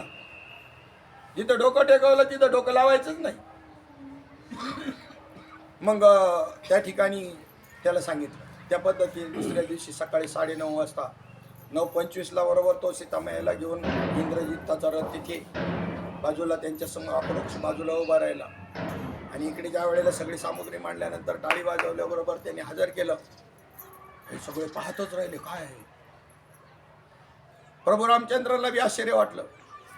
ते म्हणले हे काय? रावणाला म्हणले हे काय? जिच्याकरता युद्ध करायचं चाल आणि तिलाच तुम्ही घेऊन आलेला आहे. म्हणले माझा तुझ्यावर विश्वास आहे पूर्णपणे, तो अनुचित काही करणार नाही. आणि शास्त्रावर माझा विश्वास आहे. शास्त्रामध्ये सांगितले कोणतं कर्म ब्रह्मकर्म जर अपूर्ण राहिलं तर तो दोष यजमानाला न लागता ब्राह्मणाला लागतो. आणि पूजा करत असताना तुमची विवाह झालेला आहे, एकट्याने पूजा करणं बरोबर नाही, शास्त्रात दोष लागतो. उभयता दोघी पाहिजेत म्हणून आणले नाही. तो बी नाही म्हणला का आता मला ज्याच्याकरता युद्ध मांडले आणि मग तिथंच त्यांनी युद्ध नाही केलं. तो म्हणला परत पूजा झाल्यानंतर घेऊन जा म्हणले. मग रावण पण ते पुन्हा रथाने तिला घेऊन गेले. असं रामायणे. कुणीतरी म्हणतो विषय लंपट राम, यांची डोकी सडली. विषय लंपट म्हणणाऱ्याची डोकी सडली. आणि ती काय पत्नी आहे का त्याची? रामायण सांगायला आणि प्रपंच सांगायला का आम्ही प्रपंचात कच्चे आहेत का काय म्हणून वाल्मिकीने रामायण सांगितलं. वाल्मिकीला प्रपंचातलं रामायण सांगणारे आम्ही, प्रपंच आपण सांगू त्यांना. ती भक्त आहे भक्त. सीता कोण आहे? सीता पत्नी म्हणून तिनं त्या ठिकाणी स्वीकार केला. त्याचं कारण काय आहे? पत्नी म्हणून सांगायचीच नाही वाल्मिकाला, ती भक्ती म्हणून सांगायची. पत्नी नाही. त्या ठिकाणी राधा ही कृष्णाची प्रेयसी नाहीये. राधा कशी रंगवली चित्रपटवाल्यांनी, नाटकवाल्यांनी, यांनी सगळे, तसं नाही. ही चित शक्ती आहे, सच्चित आनंद. तसं ती चित शक्ती त्याच्यापासून भिन्नच नाही कधी, हे दर्शवण्याकरता. आणि दुसरं, समाज व्यवस्था जी आहे ही कशी आहे? संशयी आहे, त्यांच्यामध्ये शंका आहे, विपर्य दोष आहेत. आणि एवढं चांगलं राज्य करणारा रामप्रभू, पण त्याच्यावर सुद्धा ऑब्जेक्शन घेतलंच ना पार्टांनी. काय म्हणला? म्हणजे पती पत्नीचं भांडण झालं होतं आणि 4 महिने तिला बाहेरच काढून दिलं होतं यांनी, या पार्टांनी. समजून सांगायला सासरवाडीची लोक आली तर ती म्हणते त्या बाकीच्यांना 6 महिने रावणाच्या बंदीशाळेत राहून पुन्हा रामाने स्वीकारली, तो राम मी नाही. आणि हे द्वारपालाकडून कळलं, रामाच्या कानावर गेलं आणि बस तेवढ्या कारणास्तव. आणि त्या ठिकाणी तिचा लक्ष्मणाला सांगून तिचा अरण्यामध्ये त्याग करायला लावलं. डोहाळ्याचं निमित्त घडलं, परंतु माझ्या प्रजेचा माझ्यावर विश्वास पाहिजे आणि म्हणून तिचा त्याग त्या ठिकाणी केला. तो राम सामान्य नाहीये, म्हणून त्याचं रामायण तयार झाले. मग इथे ती भक्त आहे त्याची. मग इथे ज्या वेळेला सुसेनाने त्या ठिकाणी सुसेनाकडे गेला हनुमंतराय, त्याला सांगितलं त्याने ते अशी अशी वनस्पती आहे, आणावी लागेल. आता ती दुर्मिळ आहे, पण द्रोणागिरी पर्वतावरती तुम्हाला विपुल प्रमाणात सापडेल. हनुमंतरायाने तिथून त्याचं लक्षणं विचारली. म्हणे लक्षणं काय? भक्तीची लक्षणं असतात. आम्ही भक्ती करतो म्हणतो, पण भक्तीचं एकही लक्षण नाही. अष्टसात्विक भाव हे भक्तीचं लक्षण आहे. लक्षणं विचारली. म्हणजे रात्रीच्या वेळेला ते असं प्रकाशमान होती, अशी लुकलुक करते ती वनस्पती. काही काही हे तंबाखू खाणारी मंडळी म्हणतात ही द्रोणागिरीची ती वल्ली आहे म्हणे ही तंबाखू, काही बी म्हणतात बा. एकाने तुम्हाला ओवी सांगितली होती, श्रीकृष्ण म्हणे अर्जुना मधून तंबाखूला लावी चुना, तोच माझा मित्र जुना. वचन देऊ देऊ खातात, वचन देऊ देऊ, त्यामुळे सुटत नाही. वचन देऊन जर नाही खाली तर सुटत, पण वचन देऊ देऊ खातात त्यामुळे सुटत नाही. मग आता ते निघाला, ते गेलं तिथं द्रोणागिरी आणायला, आणि सूर्योदयाच्या अगोदर ते आणायची वनस्पती. आणि त्या ठिकाणी अंधार होता, पण ते लक्षण सांगितलं होतं त्यामुळे ते बरोबर ओळखलं. मग त्या ठिकाणी त्याने तो तो द्रोणागिरी आता संपूर्णपणे त्याला शेपटाचा वेढा टाकला, हातावर आणला, घेऊन आले द्रोणागिरी पर्वत. त्याच्यापूर्वी आपला विषय काय चालला होता? साधू कोणत्या वृत्तीचा राक्षस हा ती जर बरोबर आलं लक्षामध्ये. चला मग आता त्या रावणाला ज्या वेळेला कळलं की आपला प्लॅन हा फेल होईल, जर लक्ष्मण जिवंत जर झाला तर मग तो उठू नये याच्याकरता प्रतिबंध करायला पाहिजे. म्हणून रावणाचा कालनेमी नावाचा एक मित्र होता, आणि त्या कालनेमीला सांगितलं राक्षस आहे तो. आता रावण राक्षस नाही बरं का, हे राक्षस नाहीच वास्तविक, कृतीमुळे राक्षस ठरले. रावण पहा कोण आहे? पुलस्त्य ऋषी, ब्रह्मदेवाचे पुलस्त्य ऋषी हे मानसपुत्र सप्त ऋषी मधले, आणि त्या पुलस्त्याचा विसर्वा, आणि विसर्वाचा पुत्र रावण आहे. ध्यानात घ्या. म्हणजे कुळ कोणतं आहे? राक्षस कसं म्हणतात त्याला? ब्रह्मदेवाच्या पोटी जन्माला आलेला आहे, ब्रह्मकुळ आहे, ते ब्राह्मण आहे, पण कृतीमुळं तो राक्षस ठरलेला आहे. आणि अशा पद्धतीनं कालनेमीला सांगितल्यानंतर कालनेमी पुढे आला. म्हणलं आता हा याला आडवं जायचं, पण हा आपल्याला एका बुक्कीमध्ये मारेल, याच्या पुढे बळ चालणार नाही हनुमंतराया पुढं. म्हणून त्यांनी त्या ठिकाणी रूप बदललं. कोणी? कालनेमीनं. आणि तो रामायणाचार्य बनला. कोण बनला? तो रामायणाचार्य बनला. तुम्हाला परवा 2 दिवस ऐकताय तुम्ही, स्वप्नामध्ये हे सगळं जे दृश्य नटतो, कोण नटतो? तुम्हीच बनता. स्वप्नात तुमचा आत्माच ते बनतो. मग जागृत तो नटला, एवढा फक्त निश्चय करायचा आहे. तसं हा सगळं बनला, त्याच्याकडे ती विद्या होती. मंडप तो बनला बरं का, स्पीकर तो बनला, सगळं सगळं सगळं तोच बनला. लगेच वातावरण, आणि 1,00,000 लोक ऐकायला समोर, रामायण ऐकायला. ही सुद्धा कोण बनला? कालनेमीत बनला. सगळं तोच बनला. आणि रामायणाचार्य बनून तो रामायण सांगू लागला, आणि भजन चालू केलं. श्रीराम जय राम जय जय राम. द्रोणागिरीवरून घेऊन जाणारे हनुमंतरायांनी घड्याळामध्ये पाहिलं, रात्रीचे 12 वाजले, सूर्योदयाला 6 तास टाईम आहे. आणि आपला फक्त जाण्याची वेळ, आपल्याला एका उड्डाणामध्ये आपण तिथे एक अर्ध्या तासामध्ये जातोय. आणि मग 3 तासाचं रामायण अटेंड करायला काय हरकत आहे? 3 तासाचा सत्संग अटेंड करायला काय हरकत आहे? त्याच्या आवडीचा विषय. द्रोणागिरी बाजूला ठेवला आणि बसला जाऊन. हनुमंतराय रामायण ऐकायला बसले, त्याच्या आवडीचा विषय. मग आता मी तुम्हाला असं विचारतो, हा रामायणाचार्य होता का राक्षस होता? कालनेमी. आणि रामायणाचार्याचं रूप धरून बसलेले कालनेमी समाजामध्ये आहेत. आणि म्हणूनच 5 लाख आणि 3-3 लाख रुपये घेतात. रामायणाचार्य कधी 5 आणि 3-3 लाख रुपये घेईल का? घेईल? नाही घेणार कधी. मग हे कालनेमी आहेत. राक्षसाच्या रूपामध्ये जर आला तर कळला असता हनुमंतरायाला.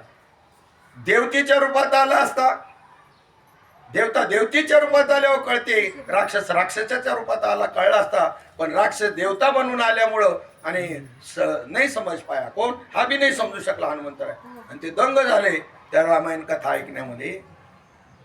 आणि मग तिथे चेतना निर्माण केली त्यांच्या हृदयातल्या रामानं.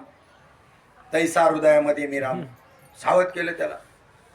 काय आहे दृश्यात अडकला, निघ बाहेर इथून. दृश्यातून काढलं त्याला. त्याच्या श्रीगुरूनं, प्रभू रामचंद्र त्याचे श्रीगुरू आहेत, कार्याची आठवण करून दिली. जरी चांगलं कार्य आहे, रामायणात अडकून त्याच्यापेक्षा महत्वाचं कार्य करायचंय तुला. लक्ष्मणाला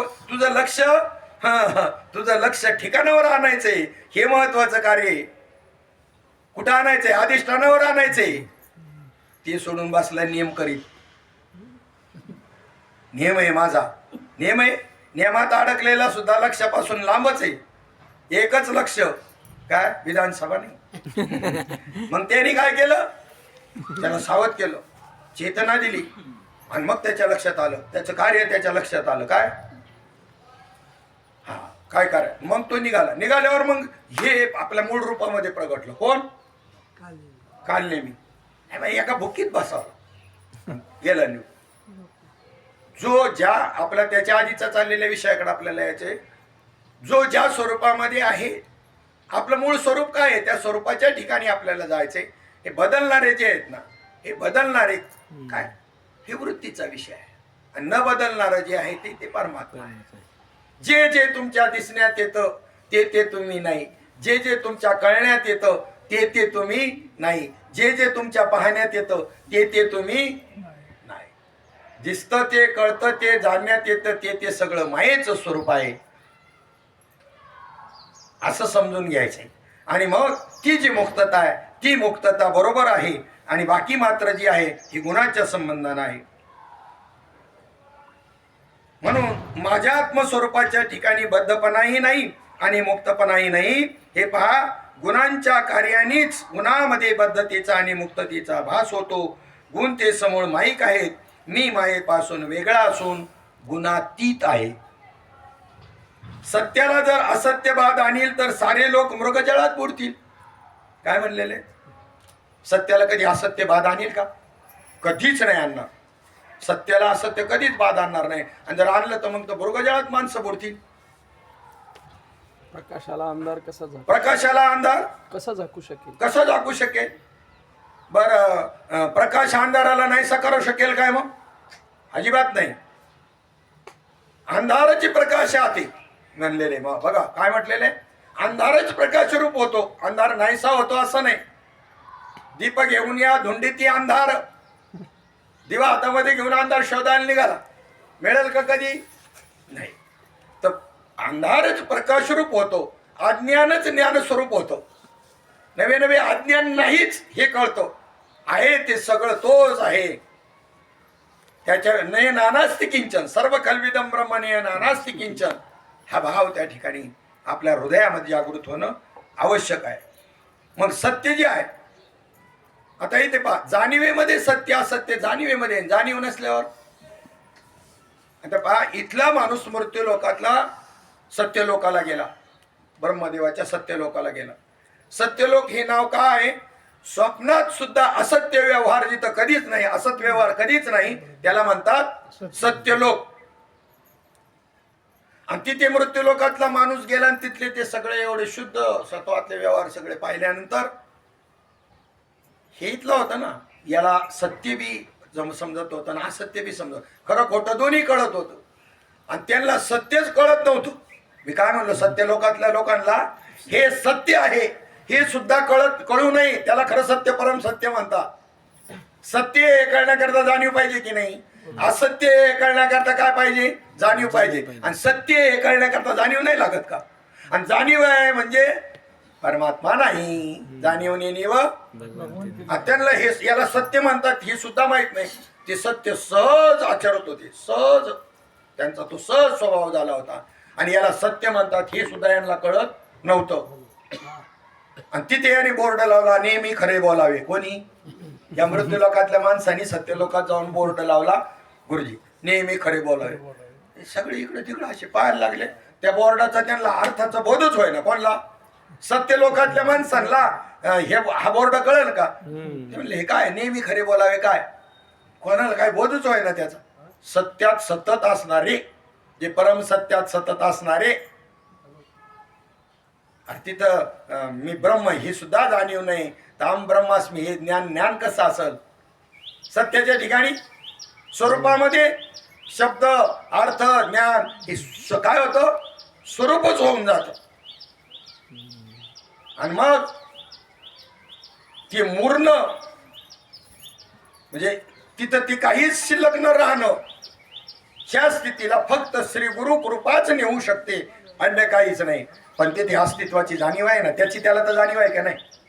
कोणीच नाही अशा ठिकाणी झोपलेल्या माणसाला, त्याला कोणी पाहत नाही, तोही कोणाला पाहत नाही, कोणाचाही तो विषय होत नाही आणि तो त्याचाही विषय होत नाही. असं जरी असलं तरी मी आहे ही जाणीव त्याला आहे की नाही?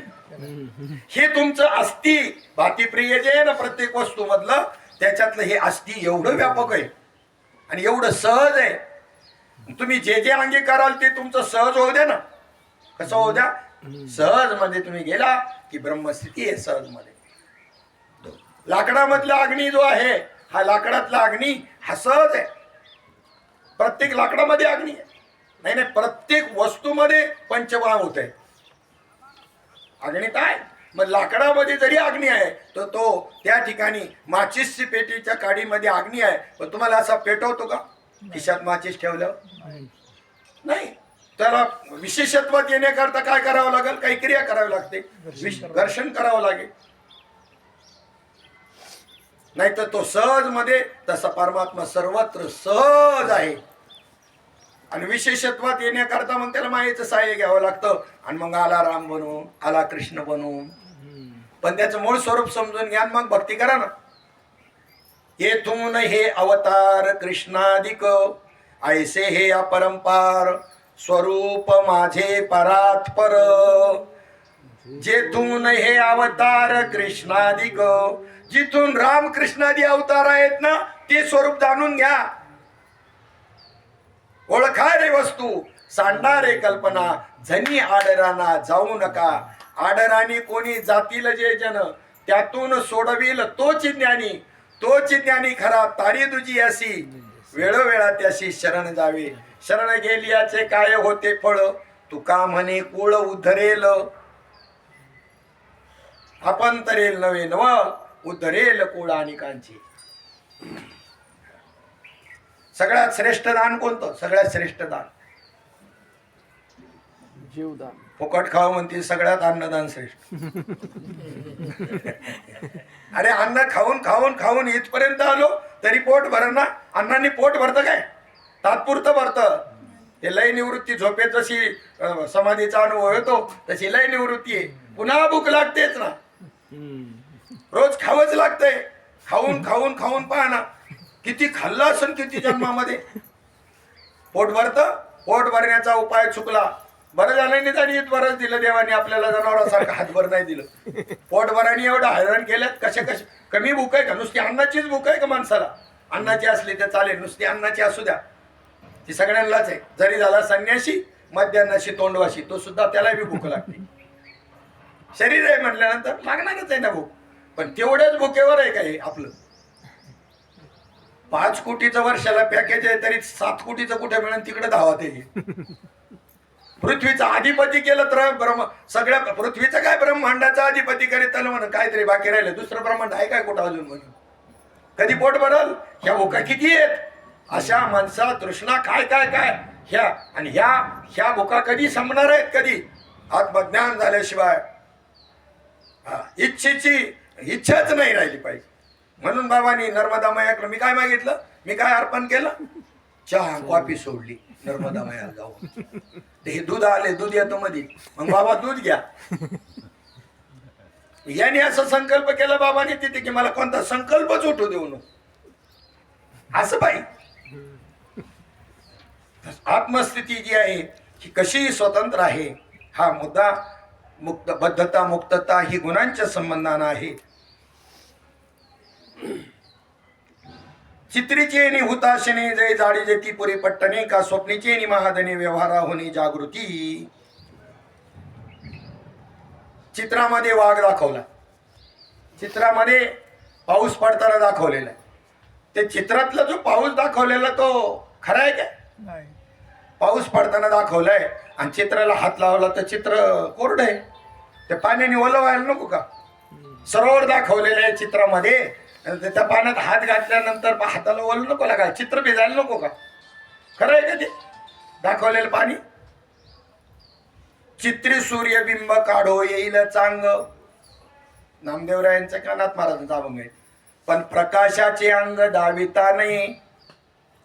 जरी असं दाखवलं ते चिन्हांनी सूर्यन प्रकाशन ते, पण तो आपल्याला प्रकाश येईल का? मग घरामध्ये ते सूर्याचं हे काढून चित्र काढून आपल्या घराला लाईट बिल भरायचं हैराण येते MSCBचं. कशाला भरीत बसली असती माणसं? प्रकाश नाही दाखवता येणार, प्रकाश नाही तिथे दाखवता येणार. मग या ठिकाणी त्या हे ज्याला आपण हे सत्यत्व दिलेलं आहे, जगत दिसू द्या, पण जगत जर दिसलं ते मिथ्या आहे असं जर कळलं तर यथार्थ मुक्ती स्थिती आपल्या हाताला लागल्याशिवाय राहणार नाही. चित्रीचे नि हुताशने जई जाळी जाती पुरे पट्टणे, जर गाव शहर जर त्या अग्नीनं जाळली जात असती. स्वप्नीचे नि महाधने व्यवहारा होणे जागृती, स्वप्नामध्ये धनाचा साठा सापडलेला आहे आणि जागृतीत ते धन उपयोगी पडत जर असतं तर गरीब कोणी राहिलं नसतं. सूर्याशी प्रतिबिंब गिळी छाया पुरुषात आकळी. एक मिनिट, जिभेला जर केस फुटतील, तळहातावर जर झाडे उगवतील, डोळ्यात जर पर्वत शिरेल, तरच मी गुणांच्या संगतीने जखडला जाईल. हे जसं शक्य नाही. वांजेच्या पोराच्या लग्नामध्ये कासवीच्या तुपानी एवढी भारी पक्वान्न बनवली.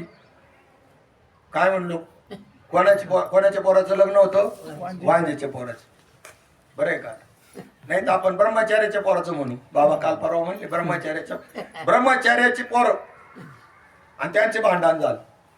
आता ब्रह्मचार्याला पोरं होणं शक्य नाही, तर भांडणं कसं शक्य आहे? भांडणं होणं कसं शक्य आहे?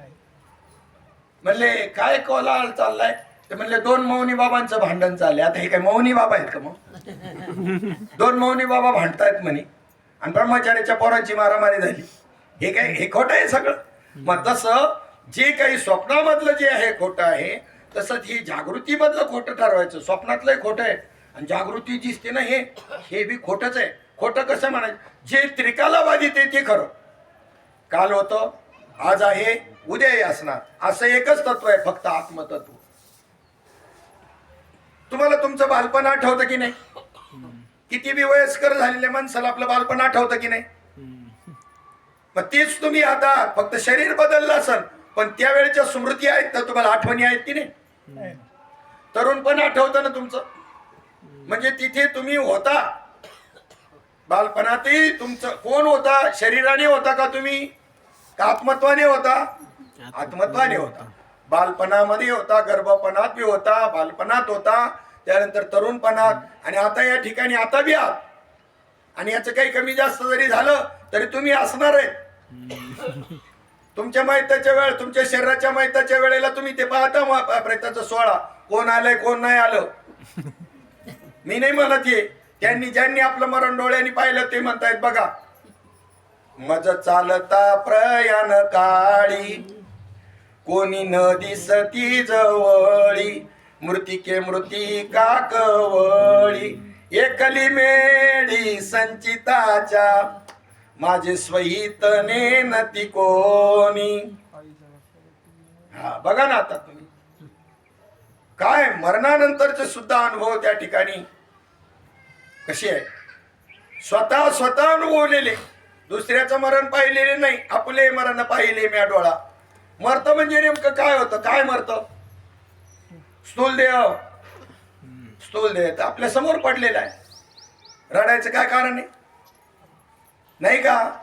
बाबा श्रीपाद बाबा सांगायचे, त्यात नाही तो आपला नाना का समोर पडलाय तो आपला नाना. त्यात नाही तो आपला नाना, समोर पडलाय तो नाही. सांगा. मग आता खूप काही वेदांत सहज वेदांत सांगितलं. ते मयत घेऊन जाताना मग मड्याला एका ठिकाणी विसावा देतात, तिथे विसाव्याचा दगड ठेवतात. दसकिडीच्या वेळेला तो दगड न्यायचा, मग पिंडाच्या तिथे त्याला पूजायचं. ही विधी आहे की नाही आपल्या संस्कारामध्ये? मग म्हणले ते मैताला किती खांदेकरी लावले जातात? 4 खांदेकरीने एक मडकं धरणारा असतो, बरोबर? आणि तिथे विसावा दिला जातो. मग हा मड्याला विसावा का खांदेकऱ्यांना विसावा? बघा कसं तत्वज्ञान आहे बाबाचं. कोणाला विसावा? कोण म्हणलं खांदेकऱ्याला? मग चांगले असे मजबूत खांदेकरी लावायचे ना, असे किरकोळ काय लावायचे? तिथून उचललं का डायरेक्ट जागेवरच. हा आहे की नाही? चांगले मजबूत लावायचे, असे किरकोळ काय लावायचे? तिथून उचललं का डायरेक्ट जागेवर. मग खांदेकऱ्यांना जर विसावा म्हणावा आणि मड्याला म्हणावा, तर मड्याला आता काय शिने का काही? मड्याला विसाव्याची गरज नाही. दुसरं, आंधळ्याला काठीचा आधार का काठीला आंधळ्याचा आधार? तुम्हाला का म्हाताऱ्या माणसाचं उदाहरण का? कोणाचा कोणाला आधार? याला अनिर्वचनीय म्हणतात बरं का, जिथं वचनच केलं जात नाही. कोणाला? म्हातारीला काठीचा आधार का काठीला म्हातारीचा आधार? सांगा. काठीला. काठीला. म्हातारीला जर म्हणावं काठीचा आधार, तर काठी पहिली संपूर्ण असायला पाहिजे ना. काठी अशी उभी करा बरं, ती राहती का उभी? पडते लगेच. म्हणजे तिला काठीला आधार द्यावा लागतो कोणाचा तरी, तेव्हा ती उभी राहते. आणि काठी घेतली म्हातारीने म्हणजे तिला त्याचा बॅलन्स जातोय म्हणून. म्हणजे दोन्ही बी बरोबर ठरत नाही, याला अनिर्वचनीय म्हणतात. स्वप्न खरं का खोटं? स्वप्नात वाघ आला आणि परत जागृतीत दिसला नाही म्हणून खोटं म्हणला, पण धोत्राचा पितांबर झाला हा परिणाम खरा आहे. म्हणजे खरं बी म्हणावं लागतंय. मग खरं बी नाही खोटं बी नाही, निर्णय नाही करतायत, त्याला मिथ्या म्हणतात शास्त्रामध्ये, वेदांतात. मिथ्या म्हणजे खोटं नाही, किंवा त्याला दुसरा शब्द आहे अनिर्वचनीय. म्हणून जिभेला जर केस फुटतील, तळहातावर जर झाडे उगवतील, डोळ्यामध्ये जर पर्वत शिरेल, तरच मी गुणांच्या संगतीने जखडला जाईन. आकाश जर सामळीमध्ये अडकून राहील, किंवा वाऱ्याच्या कपाळावर जर काजल चढेल, किंवा विजेच्या मस्तकावर जर लोक बाशिंग बांधतील, किंवा आकाश तुटून समुद्रात पडेल, पर्वतात सवर्तमान सारी पृथ्वी वाऱ्याने उडून जाईल, सूर्य अंधारामध्ये अडखळून पडेल, तरच मी गुणामध्ये सापडेन. म्हणजे हे घडणं जसं शक्य नाही, तसं मी गुणात सापडणं शक्य नाही. आणि जो गुणात सापडत नाही त्याला काय म्हणतात? गुणातीत म्हणतात. त्याला जीवनमुक्त असं म्हणतात. ही खरी मुक्ती आहे. कर्मात असून का कर्मात नसून? कर्मात असून. कारण तो सूक्ष्माचा धर्म आहे ना. त्यात असणं सूक्ष्मत्वाने नसलं का ते खरं नसणं आहे. देहाने असलं काही असलं नाही. देह जड आहे, मग तो देहाने कुठेही जरी असला तरी काय फरक पडणार आहे? पण अंतःकरण वृत्तीनं तिथे नाही. अंतःकरण वृत्ती त्याची राहिलीच नाही. आहे नाही असं नाही. व्यवहार चालण्याकरता शिल्लक राहावी लागेल थोडी तरी, पण ती बाधितानुवृत्तीने येतो. कसा आहे तो? बाधित वृत्तीने. हे मिथ्या समजून तो वागतो त्याच्यामध्ये. सत्यत्व देत नाही त्याला. जगत दिसण्याची अडचण नाही, हा आपला रोजचा विषय आहे. जगत दिसण्याची अडचण नाही, जगत सत्य मानण्याची अडचण आहे. जगत आपण सत्य मानलेलं आहे, त्याला फक्त मिथ्या मानायचंय. मिथ्या म्हणजे बदलणार. स्वप्नामधलं मिथ्या मानलं आपण, पण जागृतीतलं मिथ्या ठरवायला कठीण जाते.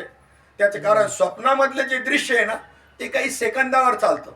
त्याचा कालावधी जो आहे ना, तो काही सेकंदावर आहे. त्यामुळे त्याला लवकर मिथ्या मानता येते जागा झाल्यावर. आणि व्यवहारातला याच्यातला जो कालावधी आहे ना ह्या घटनांचा, हा जरा थोडासा मोठा आहे. त्यामुळे आपल्याला तो मिथ्या मानायला जड जातो. तिथं सेकंदावर असेल ना, तर इथं दिवसावर महिन्यावर आहे. आता हे वस्त्र समजा 2 वर्षापूर्वीचं वस्त्र आहे, मी खरंच मानणार ना 2 वर्षापूर्वीचं म्हणल्यानंतर.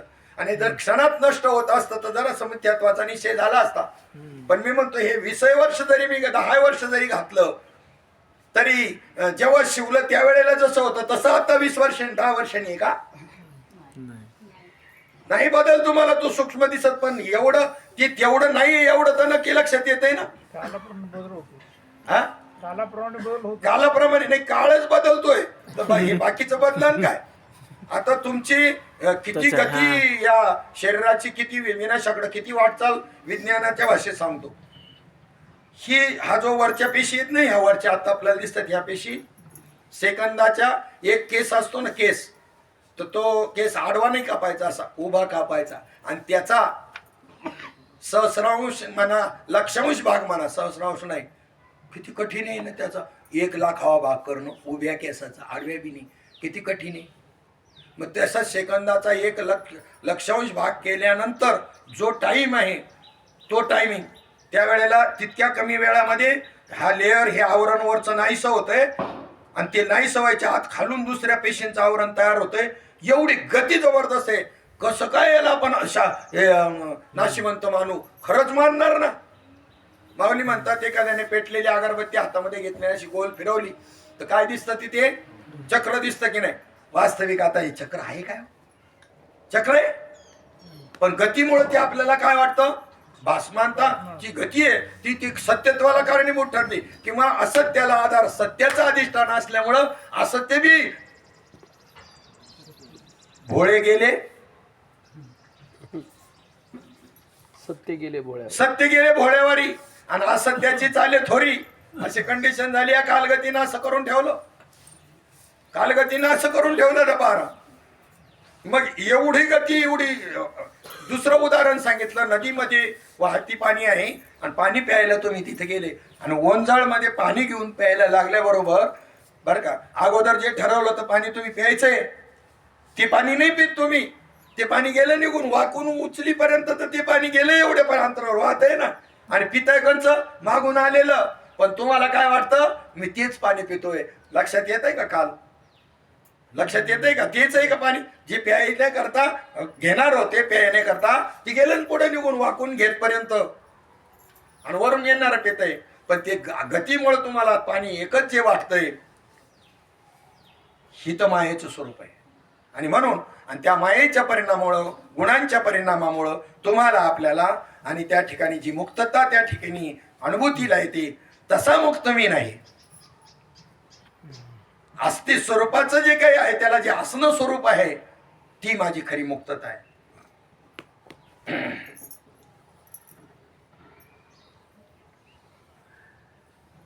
केवळ अधांतरी आकाशामध्ये सरोवर असावे, त्यात अनेक प्रकारची मनोहर कमळे उगवावी व त्यातील मकरंद भ्रमरांनी सेवन करावा असे जेव्हा खरोखर घडेल.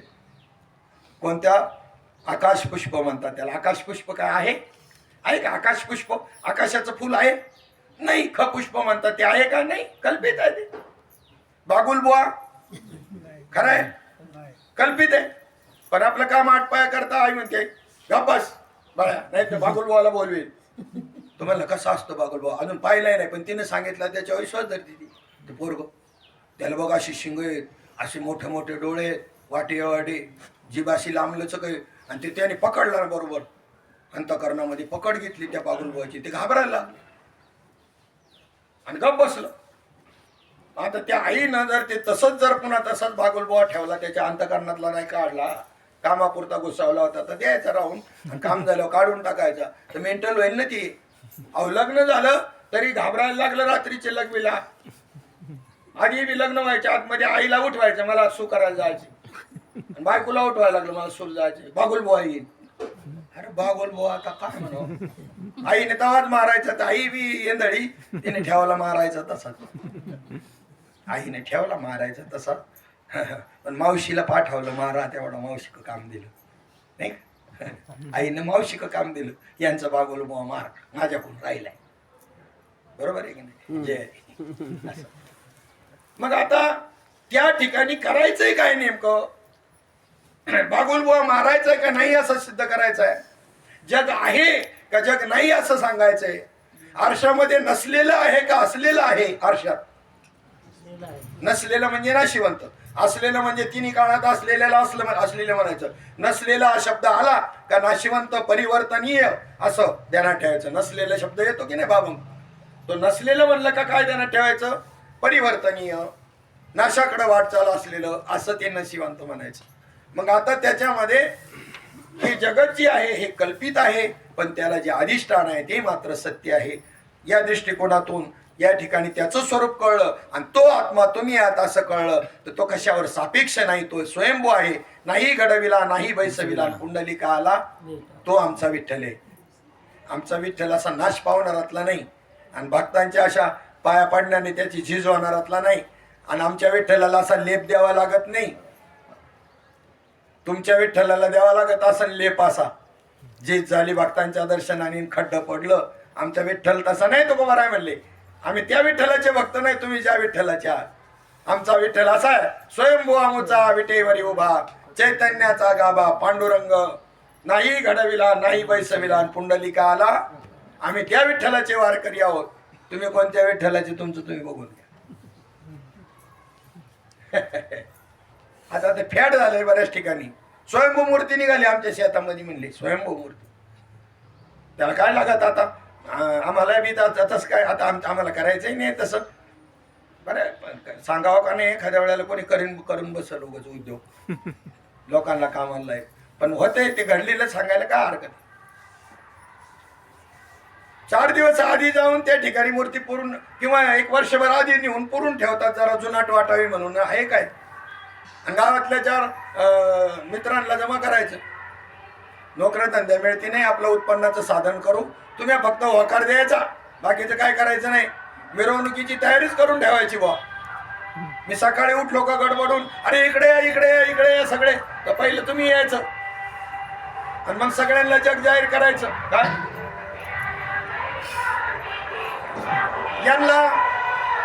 यांनी डिक्लेअर करायचं असं की मला स्वप्न पडलं, मला साक्षात्कार झाला. आपले ते आंब्याचं शेत आहे ना, तिथं बांधाचे शेजारी खणून पहा. मला सांगितलं विठ्ठलानी, मी तिथे मला तिथून आण आणि माझी स्थापना कर. आणि मग यांच्या आधीच तयारी, सगळे वाजंत्री सगळे ठरवून, आणि मग गावाने मिरवणूक काढी, तिथं जायचं, मग ते खणून काढायचं. स्वयंभू मूर्ती निघाली, स्वयंभू मूर्ती निघाली. असं स्वयंभू आहे काय संतांचं, पुरून ठेवली यांनीच. आणि पोट भरायकरता बांधलं मंदिरात लागली लाईन लोकांची, धंदा चालू झाला. स्वयंभू यांनीच पुरला होता. हा स्वयंभू, अशी बरीच स्वयंभू मंदिरं निघतात जागोजाग. ही काढलेली आहेत लबाडांनी. स्वयंभू आहे. स्वयंभू नैनम छिदंती शस्त्राणी, स्वयंभू नैनम दहती पावका न चैनम क्लेद्यान त्या पुनः शोषयती मारुता, त्याला स्वयंभू म्हणतात. आणि ते स्वयंभू आहे चैतन्य, चैतन्याचा गाभा पांडुरंग. या उपाधी माझी गुप्त चैतन्याचे सर्वगत, ते तत्वज्ञ संत स्वीकारती. आमच्या वारकऱ्यांचा विठ्ठल, काया ही पंढरी आत्मा हा विठ्ठल, नांदतो केवळ पांडुरंग. आणि म्हणून लक्ष लक्षुनी अंतरी, कृष्णा पाहती नर नारी. मग असा असणारा तो सर्वाच्या अतीत असणारा, गुणातीत. अतीत म्हणजे काय, त्या जी लक्षणं केली त्या लक्षणेच्याही पलीकडे, त्या लक्षणांनाही जाणणारा. एक थंड तेल आहे आणि एक त्या ठिकाणी उकळून पुन्हा त्या ठिकाणी उकळी येऊन त्या ठिकाणी येऊन गेलेले असं तेल ठेवलेले.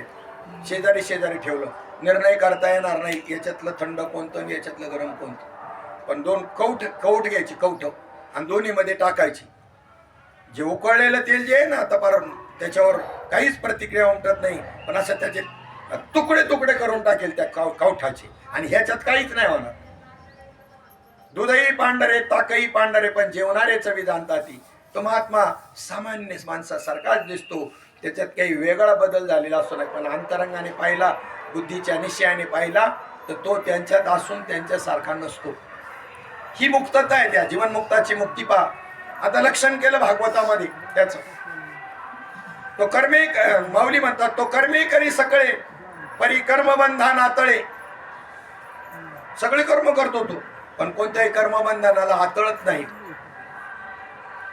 जैसे जळी न लिंपे पद्मपत्र, पुढे म्हटलं, पाण्यामध्ये राहून पाण्याचा एकही थेंब घेत नाही. कोणतं पत्र, पद्मपत्र म्हणजे कमळाचं पान. तशा पद्धतीनं हा महात्मा ते सर्व कर्म प्रारब्ध प्राप्त सर्व कर्म करतो. विवेक चुडामणी ग्रंथामध्ये गुरु शिष्य संवादामधून असा एक श्लोक आला, त्यात सांगितलं जीवनमुक्ताचं आचरण कसं असतं. जीवनमुक्ताचं आचरण विचार, आणि नाथ महाराजांनी बी सांगितलं, माऊलींनी बी सांगितलं. ते वर्तत दिसती देही परी देही नाम माझ्या ठाई, आणि मी तयांच्या हृदयी समग्र असे. याच्यामध्ये सांगितलं तो गंगेच्या पाण्याने आंघोळ करतो. जीवनमुक्त महात्मा गंगेच्या पाण्याने आंघोळ करतो, पण पाण्याला स्पर्श सुद्धा करत नाही. बरं का, त्याचं स्नान करणं कसं आहे. गंगेच्या पाण्याने स्नान करतो, पण पाण्याला स्पर्शही करत नाही. एक विनोदाने म्हणला मग नळाखाली बसत असत तसं नाही. म्हणजे पाण्याला स्पर्श करतो, पाणी आपल्यासारखंच पाण्याला स्पर्श केल्याशिवाय आंघोळ कशी करणार हो? पण त्याने आंघोळ केल्याचे आठवणीत नसतं त्याच्या. सांगू का एक महात्मा सांगतो तुम्हाला. गावडे बाबा, रामकृष्ण गावडे बाबा आमच्या जीवनामध्ये थोडेसे आले आणि अमृतानुभवाच्या चिंतनाच्या निमित्तानं घाटकोपरला कार्यक्रम ठेवलेला होता. मग आता 3 तासाचं जर चिंतन आहे तर मध्ये एक 2 तासानंतर 1.5 तासानंतर मध्ये विश्रांती वाणीला म्हणून आम्ही मध्ये थोडस चहा पान करायचं, चहा द्यायचं थोडस. त्या पद्धतीनं चहा पान 1.5 तासानंतर मध्ये थांबल्यानंतर चहा त्यांना दिला. त्याच्यानंतर पुन्हा विषय चालू झाला, पुन्हा सत्संग चालू झाला आणि एक 20 मिनिटं झाल्यानंतर एक मुद्दा क्लिअर केल्यानंतर मध्ये थांबले थोडेसे. आता पुढच्या मुद्द्याला सुरुवात होणार आहे. मध्ये थांबले, म्हणले आणा आता चहा. पुंडलिकावरतीच केला बाबांनी मुद्द्यावरच 15च मिनिटांनी. आणा चहा म्हणलं, काही द्यायला हरकत नाही, परंतु त्यांना शुगरचा प्रॉब्लेम आहे, देणं उचित नाही. म्हणलं बाबा चहा आताच झाला 15 मिनिटापूर्वी. काय म्हणले? आम्ही म्हणलं तुम्हाला घ्यायचा असेल तर आणतो. झाला, पण मला काही माहितीच नाही, मी चहा पिलो असं मला वाटलंच नाही म्हणले. म्हणजे मी तेव्हा जाणीवत नव्हतो म्हणले, वृत्तीवर नव्हतो म्हणले, मी वृत्तीवर नव्हतो. बघा महात्मा म्हणजे काय, वृत्तीवर नव्हतो. चहा पिलो पण चहा पिल्याची जाणीवच नाही झाली. एवढे दंग होते, एवढे समर्थ झाले होते, एवढे एकरूप झाले होते. कसं वागणं आहे पहा जीवनमुक्तांचं. आणि त्यांच्या गावातला त्यांचाच भाऊबंद होता आत्माराम महाराज म्हणून. आम्ही त्यांच्या पुण्यतिथीला गेलो, त्यावेळेला त्या आत्मारामाची गाठ पडली आमची. आणि त्यावेळेला त्यांनी प्रवचनामधून त्यांनी सांगितलं, ते बी महात्माचं आहे, त्यांनी सांगितलं महात्म्याचं वागणं कसं असतं. म्हणले गावडे बाबांचं आमचं जमिनीवरून भांडण झालं बरं का. घरच्या माणसांना तर ज्या त्या प्रवृत्तीवर असणारे माणसं जाणीव धरतात, पण जे वृत्ती ज्याची राहिलेली नाही त्यांचं काय नाही. मग ती केस लागली कोर्टामध्ये. तर मग गावडे बाबांनी मला विचारायचं, म्हणे बाबांनी मला विचारायचं की अरे आत्माराम आपली तारीख कधी आहे कोर्टाची? बघा कोणाला विचारायचं? ज्यांच्यात केस चालली त्यांना. ते बी महात्मेच, त्यांनी खरं बोलायचं, त्यांनी खोटं नाही बोलायचं. यांची तारीख चुकवली, 2 वेळेला चुकवल्यानंतर यांच्यावर कारवाई होईल आणि कैसला फैसला होईल. पण तशी वृत्ती नाही कोणची. आत्मारामाची वृत्ती तशी असते काय? आणि नव्हतीच तशी. नमस्कार. त्यांनी सांगायचं अमुक तारखेला. मग आत्माराम आता माझ्या गाडी नाही काय नाही, तू एक मोटरसायकल आहे, मला घेऊन जा बरं का तुझ्या बरोबर. बघा आता ही केस बघा आणि हे केस लढणार हे बघा. काय याला कळतं का? कळणारा काय म्हणत, हे मला तारीख विचारता, तुमचं तुम्ही बघायचं. आपण त्याच्यातले कळण्यातले आपण असंच म्हणलो असतो, मला विचारता तारीख, नाही तर खोटी सांगितली असती. असंच केलं असतं ना आपण. त्यांनी मग त्याला मोटरसायकलवर घ्यायचं, जायचं, रस्त्याने चहा पाणी व्हायचा. पण घरच्यांना चुकून, घरची तेवढ्या पात्रतेची नव्हती ना. आत्माराम माझा पोरगा आहे, तू त्याचा बाप म्हणला असता. माझा पोरगा आहे, तू त्याला सहाय्य करतो शत्रूला, असं म्हणलं असता. म्हणून त्यांना चुकवायचं. तिथे गेला कोर्टाच्या बाजूला सोडायचं. तिथे माणसं यांची बसलेली असतील, आधी म्हणतील बघा त्यांना घेऊन आला त्या म्हाताऱ्याला, इकडे सोडायचं मग जायचं आणि यांनी मागून जायचं. बघा आता हे वाग. अरे हे याला म्हणतात महात्मा, याला म्हणतात जीवनमुक्त. आणि ते काय व्हायचं ते होतच असतं तसं. तुम्ही किती चतुर असाल, किती मोठा वकील लावा, केस फेल म्हणजे फेलच. तो करपे वकील का असा ना जुन्नरचा, त्याच्या काय शक्ती आहे अशी? तुमचं अंपार एखादा काही नाही, पहिलीच केस एखादी तुमचा लढणारा एखादा वकील मिळाला तरी त्याचा रिझल्ट तुमच्यासारखा होणार असेल ना, तर तो सुद्धा जिंकून देईल असं काही नाही. प्रारब्धानेच ते होत असतं. अन्नमान धन हे तो प्रारब्धाधीन. कार्य सोस करशी वाया, भजमन पंढरी राया. प्रारब्धेची भरे पोट, प्रारब्धेची मिळे मान, प्रारब्धेची मिळे धन, प्रारब्धेची मिळे मान, प्रारब्धेची भरे पोटन तुका करीना बोबाट. प्रारब्धाने पोट भरणार आहे, माझं काही तक्रार नाही म्हणून. उपाशी राहायचं सुद्धा जर असलं ना, आजच्या दिवस जर काही तुम्हाला आपल्याला मिळायचं नसेल ना, नाहीच मिळायचं, जा नाहीच मिळणार. होता कधी कधी असे प्रसंग येतात. जसं लिहिलं असेल तसंच होईल, बदल होत नसतो त्याच्यामध्ये कधी. त्याला तर ब्रह्मलिखित म्हणतात. आणि प्रारब्धाच्या माथ्यावरती जीवनमुक्त महात्मा कर्माचे परिणाम टाकून देतो आणि आपला मुक्त स्थिती, मूळ मुक्त स्थिती तो भोगीत असतो. म्हणून त्या ठिकाणी केवळ अधांतरी आकाशामध्ये सरोवर असावे, त्यात अनेक प्रकारची मनोहर कमळे उगवावी व त्यातील मकरंद भ्रमणांनी सेवन करावा. असे जेव्हा खरोखर घडेल तेव्हाच मी आत्मा गुणांच्या संगतीने नाना प्रकारचे विषय भोगून मग त्या विषयांच्या लालचीने स्वतः गुणांनी बांधला जाईल. असं झालं तरच, अन्यथा नाही. म्हणजे मी बांधला जात नाही.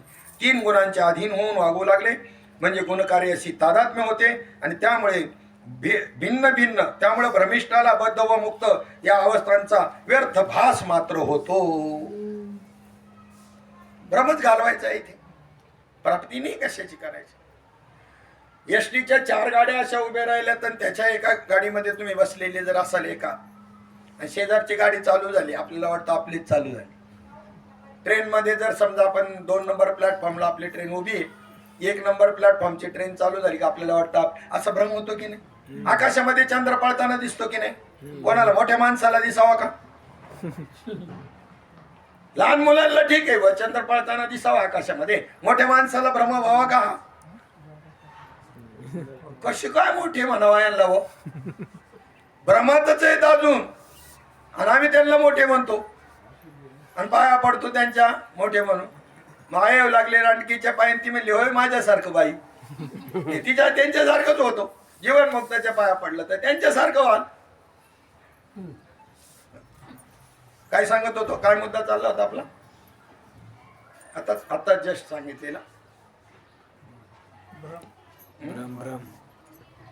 भ्रम झाला ना. भ्रम कसा होतो ते चकवा भरणं म्हणतात त्याला. 2 जण त्या ठिकाणी फुल पिलेले होते, दारू. रस्त्याने चालल्यानंतर एका विहिरीजवळ आली आणि एकाने सहज त्या विहिरीत डोकून पाहिलं. पौर्णिमेचं चांदणं होतं आणि त्याला त्याच्यामध्ये खाली दिसलं, चंद्र दिसला. कशामध्ये? पाण्यामध्ये चंद्र दिसला. रामभाऊ म्हणला चंद्र पाण्यात पडलाय, आपल्याला काढायला पाहिजे याला. बघा भ्रम कसा होता. आणि मग त्यांनी बादली घेतली, त्याच्यामध्ये सोडली. आता बादलीत पाणी आल्याबरोबर त्या चंद्राचं प्रतिबिंब आहे तसं तसं वर यायला लागलं का नाही. मग त्यांना वाटायला लागलं हा काढलाय बरं का, आलाय वर बरं का, आता आलाय वर, आता थोडाच राहिला. आणि तेवढ्यात काय झालं माहिती का, ती बादली आहे ना, एक थोडी कपार होती ना विहिरीची, त्याला ती अडकली आणि याने वाढता वाढता याच्या हातातली सुटली. तशी हा पडला उताना आणि मग वर उताना पडल्यावर वर चंद्र दिला. रामभाऊ निघाला बरं का म्हणला चंद्र. बघितलं का? आता प्रतिबिंब खरं आहे का? मग प्रतिबिंबाच्या सापेक्ष असणार बिंब तरी खरं आहे का? ही सापेक्षता पक्की दृढ केली आपण म्हणून स्वयंभत्व आपला पण विसरलो. तुका म्हणे हा तो स्वय परब्रह्म पण मूर्खने वर्म संत चरण. तुका म्हणे आम्ही विधीचे जनिते स्वयंभू आयते नाही केलो. आम्ही स्वयंभू आहोत, आयते आहोत. कुणी आम्हाला बनवलेलं नाही, घडवलेलं नाही. गुणकार्यातले आम्ही नाही, मुक्तबंधातले आम्ही नाही. जाणीवच नाही, जाणीव रहित, वृत्ती रहित स्थिती आहे. म्हणून भ्रम जो आहे तो भ्रम इथे घालवायचा आहे. भ्रमाच्या संबंधाने उदाहरण माऊली ज्ञानोबरांनी 6व्या अध्यायामध्ये सांगितलेली. हा विचारून या अहंकारू सांडीजे. अहंकार म्हणजेच भ्रम, अहंकार म्हणजे तादात्म्य, संबंध धरणं. काही कारण नसताना संबंध मानला. बघा ना आता संबंध कसा दृढ केला. शिंद्यांची पोरगी मंगलाष्टकन सप्तपदी झाल्याबरोबर पवारांची झाली. काय बुद्धीचा निश्चय करावा लागला का? शिंद्यांची पोरगी पवारांची किती वेळात झाली आणि तेवढ्यात मारामाऱ्या व्हावा लग्नामध्ये. हिनं कोणच्या बाजूला पळावं? हिनं कोणच्या बाजूला पळावं? पवारांच्या बाजूला पळावं का शिंद्यांच्या बाजूला? पवारांच्या. शाबास. किती दृढ, किती कमी वेळात तिनं दृढ केलं. आणि मी ब्रह्म हे दृढ व्हायला आम्हाला तर काय सत्संग चालले बाबा बाबा. माझं तर 20व्या वर्षापासून आता 65 वर्षाचं झालं तरी माझा निश्चय आहे ना अजून. आणि तुमचं तर सोमवाराला मंगळवाराला आहे, तुमचं कसं होतं असं? काय माहित. महात्म्याच्या संगतीत राहून महात्म्यांच्या संगतीत आहे तरी पण अजून एवढ्या वर्षात अजून मला भ्रम होतोय, चकवा भरतोय. हं? त्याच्या काय म्हणावं चकव्याला? त्याच्या नाव पडलं चकवे. मग तेच म्हणतोय रे, या चकव्याला म्हणावा काय? अजून जर याला चकवा होतोय, विचार करण्यासारखी गोष्ट आहे. स्थिर प्लॅटफॉर्मवर नजर नाही आमची. कशावर नजर नाही? स्थिर असणाऱ्या प्लॅटफॉर्मवर नजर झाली की कोणती गाडी चालू झाली हे लक्षात येईल ना. स्थिर स्थिर प्लॅटफॉर्म आहे आत्मा, ब्रह्म. हा, मग भ्रमात भ्रम दिसायचा नाही. भ्रम झाला तरी भ्रम वाटायचा नाही. जगत दिसलं तरी जगत वाटणार नाही, ब्रह्मच वाटेल. का बीजची झाले तरू अथवा भांगारची अलंकारू, तैसा मध्ये काचा विस्तारू ते हे जग. मीच विस्तारत गेलो आणि जगत बनलं. जगत कल्पना आहे, ब्रह्म आहे का जगत आहे? इथे रॉकेल सांडलं आणि त्या ठिकाणी असं गोल तयार झाला आणि पुन्हा असे असे असे असे आकार तयार झाले. असा आकाराला आम्ही भारत, माझा देश, भारत माझा देश आहे, पक्का दृढ केला अजून. आणि त्याच्यानंतर हे अमेरिका. अमेरिका भारत आहे का रॉकेल आहे? तुमच्या अंगावर कपडे आहेत का कापूस आहे? कापूस नसेल तर कपडे बनतील का? पण कापूस आहे तुमच्या अंगावर असं मानायला तयार आहे का? कपड्यांनी आम्हाला कापूसपणाचा विसर पडला. याला भ्रम म्हणतात, याला चकवा म्हणतात. ते बघा तुम्ही आहे तिथे, हा ते तुम्ही आहे तिथे, बरं. मध्ये मध्ये हा मध्ये तुम्ही आहे. हा. हा. हा खरा असला तर तो खरा असेल ना. हाच मुळामध्ये देह आधी काय खरा, तुकोबाराय म्हणतात. देह आधी काय खरा, देह संबंधी पसारा आणि बुजगावणे चोरा रक्षण ते भासत असे. बुजगावणे हे तुम्हीच आम्हाला सांगता की आमचा फोटो येत नसतो आणि ज्याचा फोटो काढतात येत नाही. ते तुम्ही नाही. ते तुम्ही नाही. मग हे मी नसेल तर ते मी कसं असेल? सांगा. भ्रम झालाय. भ्रम झालेला आहे. हा ना. कसा भ्रम झाला? हा त्या माऊली ज्ञानोबारायांनी सांगितलं. शुकाचे नि अंग भारी, हे उदाहरण दिलं. पोपट हे पक्षी जे पकडतात ना पारधी अरण्यामध्ये जाऊन, ते कसे पकडतात? यांची एक पद्धत आहे पक्षी पकडण्याची. कशी आहे पहा. दोन अशा समांतर रस्स्या बांधल्या जातात, दोन अशा समांतर एकाला एक. आणि एक रस्सी जी आहे ना त्याला फळं बांधली जातात, फळं बांधली जातात.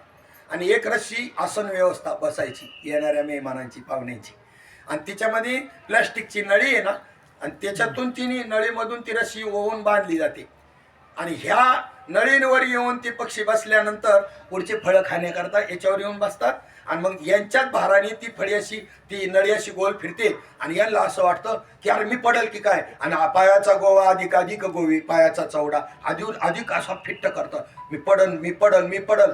पडलो आता आवळून धरतं असं. याला कोणी धरले? आकाशी झेप घे रे पाखरा, तोडी सोन्याचा पिंजरा. तुझं पंख दिले देवाने, पण लगे ते भ्रम तयार झाला मी पडल म्हणून. आणि ते पायाचा गोवा हे करते, भरारी उडून जाण्याचं विसरूनच जाते. ती उंच त्याचे पंख आहेत, त्यांनी भरारी मारून उडून जावं की नाही, पण ते सोडायला तयार नाही. याला कोणी धरलंय का? आणि हेच. आणि मग ती युक्ती ते पारधी येतात, त्यांना पकडतात, पिंजऱ्यात टाकतात. आणि पिंजऱ्यात बी पुन्हा तशीच युक्ती यांचा बुद्धी निश्चय आत्मज्ञान होण्याकरता, दृढ निश्चय होण्याकरता, पळून जाऊ नये याच्याकरता. त्यात बी अशी एक नळी असते आणि त्याच्यावर त्याचा दृढ अभ्यास चालू असतो. आणि मग पक्क दृढ अपरोक्ष होतं त्याचं. आणि ते पिंजऱ्याचा दरवाजा उघडा राहिला तरी सुद्धा बाहेर जात नाही. बांधलेलं आहे ना मी नळीला, मी कसा बाहेर जाईन? चला ना म्हणले समर्थ मंदिरावर, काय ते चाललं आलो असतो पण घरी कोणी नाही. घेतलं बांधून यांनी. मुक्त होता परिबळे झाला बंद, घेऊन या छंद. श्रीपाद बाबा माकडाचं उदाहरण द्यायचं. एका झाडाला असं कळशी नावाचं अरुंद तोंडाचं भांड बांधलेलं असतं, त्याच्यामध्ये चणे टाकलेले असतात. माकड झाडावरून खाली येतात आणि त्याच्यामध्ये त्यांच्या आवडीचं पदार्थ म्हणून अशी हात खाली, दोन्ही हात त्याच्यात घालतात, बचक भरून घेतात, वर काढायला जातात. बचक भरल्यामुळे तोंड अरुंद असल्यामुळे कळशीचा हात काही निघत नाही. एक एक करून जर खाल्ला तर पोट बी भरण, बंधनात बी पडणार नाही. पण याला कोणी धरलेलं नाही. हे बचक भरतं, बचक भरल्यामुळे हात निघत नाही, तो सहज भ्रमामध्ये पडतो. आणि मग ते फिट येतात आणि त्यांना फिटपट्टी अशा अडकवतात आणि मग घेऊन जातात आणि त्यांना ट्रेनिंग देतात. ही माकड पकडणारी मंडळी, त्यांना ट्रेनिंग देतात. मग एक देवजा बनतो. देवजा म्हणजे मिलिटरीत चालला अशी काठी घेऊन असं रुबाबात चालतो आणि मग भागी अशी रडत असते मिलिटरीत चालला म्हणून. हा देवजी भागीचा खेळ पाहिला की नाही तुम्ही? अहो आपला आहे आपला, पाहिला काय कसा भ्रम फिट होतो बघा ना. त्यांना पकडण्याची रीत त्यांचा भ्रम दृढ केला आणि इथे महात्म्याला मात्र तो भ्रम काढण्याकरता किती साहस करावे लागतात. तसं साहस करायची बी गरज नाही. जर आपण आपल्या बुद्धीने साथ दिली ना तर महात्म्याला एवढं रक्त ओकावं लागणार नाही. हो रक्तच ओकायचं राहिले फक्त. आणि ओकले तरी ज्यांना करायचं नाही ते म्हणतील याला काहीतरी आजार असं, अशी शहाणी 150 येते. रक्त ओकेपर्यंत महात्म्याने सांगितलं तरी म्हणतील त्यांना काहीतरी आजार असं. हे टाईमपास वाली करमत नाही घरी म्हणून जात्यात आपली पुढे वारीला, कुठं काय ऐकाय याला त्याला. आपली नाही बरं का इथली ही मंडळी, तुम्ही जिज्ञासू आमच्याकडचं सांगतो पारगावकडचं, तुमच्याकडचं नाही बाबा. 2 दिवस राहायचंय मला. अहो आमच्याकडचं काय सांगायचं, आमच्याकडचं सांगायचंय काय, तुमच्याकडचं सांगायचं असतं. पण ही आमची युक्ती आहे महाराज मंडळीची, म्हणायचं आमच्याकडचं सांगतो असतं तुमच्याकडचं. मग इथे दृढता भ्रमाचं दृढ भ्रमाने आपण या ठिकाणी मी देहाच्या संबंधाने माझे हा भ्रम आपण दृढ केलेला आहे. आणि त्यामुळं मुक्त असूनही त्या ठिकाणी मुक्त होता परी बळे झाला बद्ध, घेऊन या छंद माझी. आता तू म्हणशील की गुण आणि आत्मा हे भिन्न भिन्न आहेत. हे जरी खरी मानले तरी गुणांच्या संगतीमध्ये आत्मा असला म्हणजे तो अवश्य विकारी होईल. म्हणून काल उदाहरण दिलं ना, ब्रह्मचैतन्य, ईश्वर चैतन्य, कुटस्थ चैतन्य आणि जीव चैतन्य किंवा चिदाभास झाला की नाही. आत्मा गुण संघाने कशामध्ये पडला? अरे जीव दशेला कोण आला? ब्रह्मच आलं ना जीव दशेला. आम ब्रह्मास्मी ज्ञान कोणाला व्हायला पाहिजे हा प्रश्न उपस्थित होतो त्यावेळेला चिदाभासाला, जीवाला. बरं मानलेला आहे का हा का असलेला आहे? तसा तू मानलेला. मानायला काय तुम्ही काही बी मानाल, आपण काय मानत नाही. मी तुम्हाला सांगू का, मला एकदा स्वप्न पडलं 7-8 दिवसापूर्वीची गोष्ट. दंगल झाली आणि दंगलीमध्ये माझं शिरच उडावलं एकाने मस्त. आणि हे कोणी पाहिलं? स्वप्नामध्ये आपलं शिर कापलेलं पाहिलं मी. आता स्वप्नावर पाहिलं कोणी? काय काय दिसन स्वप्नात आणि काय काय मानू आपण? काय त्याला काही काय माप आहे का? काय ब्रह्मदेवापेक्षा पुढे येत आपण. ही सृष्टी मनाची सृष्टी करायला आहे ना, कल्पित सृष्टी करायला ब्रह्मदेव कमी पडेल आपल्या पुढं. आणि हेच माया आहे, ही कल्पना हीच माया आहे. कोणत्याच प्रकारे कल्पना अंतःकरणात येऊ नाही द्यायची. निर्विकल्प, निर्विषय, कोणता विषय नाही चित्तात, निर्विचार अशी जी स्थिती आहे ती ब्रह्मस्थिती. निर्विकल्प, निर्विचार, निर्विषय. तुम्ही ध्यान करता, कशाचं ध्यान करता? ध्यान कशाचं करता? विचार केलाच नाही कधी आपण. मी तुम्हाला म्हणलं आमचे विठ्ठल गणपत सरकवे यांचं ध्यान करा, येईल ना करता सगळ्यांना? नाही का? परिचय नाही ना. परिचय नाही. मग ज्याचं ध्यान करायचं त्याचा परिचय करा म्हणून, म्हणजे त्याचं ज्ञान व्हावं लागतं तेव्हा ध्यान. आता हे ज्ञान करून देत आहेत आणि यांनी ज्ञान करून दिल्यानंतर आम्ही जर बसलो ना, ध्यानच लागतं. ध्यानामध्ये काहीच राहत नाही, त्याला ध्यान म्हणतात. आणि ते तुमचं स्वरूप आहे. ध्यानामध्ये काहीच नाही राहिलं पाहिजे, काहीच नाही म्हणजे काहीच नाही. फक्त शुद्ध जाणीव, म्हणजे मी आपल्या अस्तित्वाची जाणीव. मी आहे, तो आहेपणा, तो बी वाच्यत्वाने नव्हे, अवाच्य. फक्त ती खरी जागृती आहे, ती आत्मजागृती आहे. आणि ती मुक्त आहे. ती कोणत्याही प्रकारे तिच्यावरती मुक्ततेचीच जाणीव नाही तर बद्धतेची कशी होईल? आता पहा, बद्ध, पामर, विषयी, साधक, मुक्त किंवा महात्मा म्हणा त्याला, हे 5 आहे. पहिल्यांदा मुमुक्षुत्व निर्माण होण्याकरता, मुमुक्षुत्व निर्माण झालं पाहिजे, मग साधक दशेला गेला पाहिजे, साधन प्राप्त केले पाहिजे. पण मुमुक्षुत्व निर्माण, बद्धाला, बद्ध कोणाला म्हणतात? ज्याला ज्याला मी कोण आहे काय आहे हे कळतच नाही त्याला बद्ध म्हणतात. तो मुक्त होऊ शकतो का? कधीच नाही. मग बद्ध कसं म्हणलं त्याला? जर बद्ध म्हणलेले म्हणजे बद्ध कधी मुक्त होऊ शकत नाही. पण बद्धच मुक्त होतो, कारण मानलेलं बद्ध तो हे कल्पित आहे. खरंच खरं खरं बद्ध नाही ना, तो कल्पित बद्ध आहे. त्यांनी त्याला मानलंय मी बद्ध आहे म्हणून. वास्तविक पाहता तो बद्ध नाहीये. बद्धाचं तर कधी मुक्त होणारच नाही. मानलेलं असेल तर ते मात्र जाईल.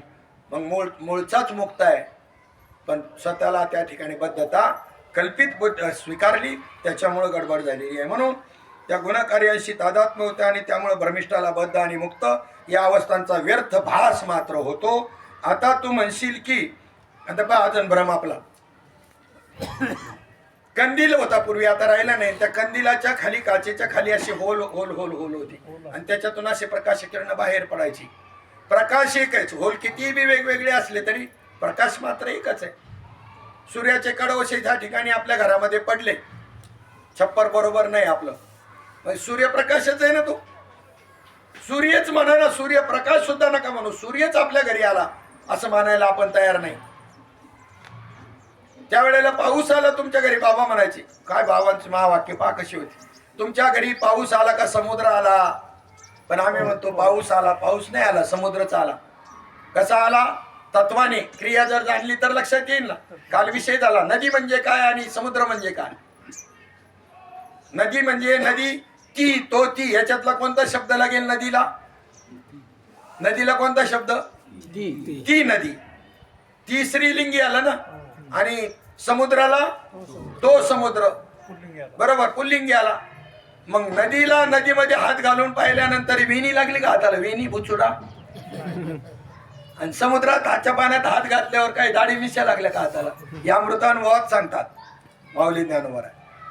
पाणीच आहे नाही एक, फक्त एक जे आहे हे कसं आहे, चंचल आहे आणि एक स्थिर आहे.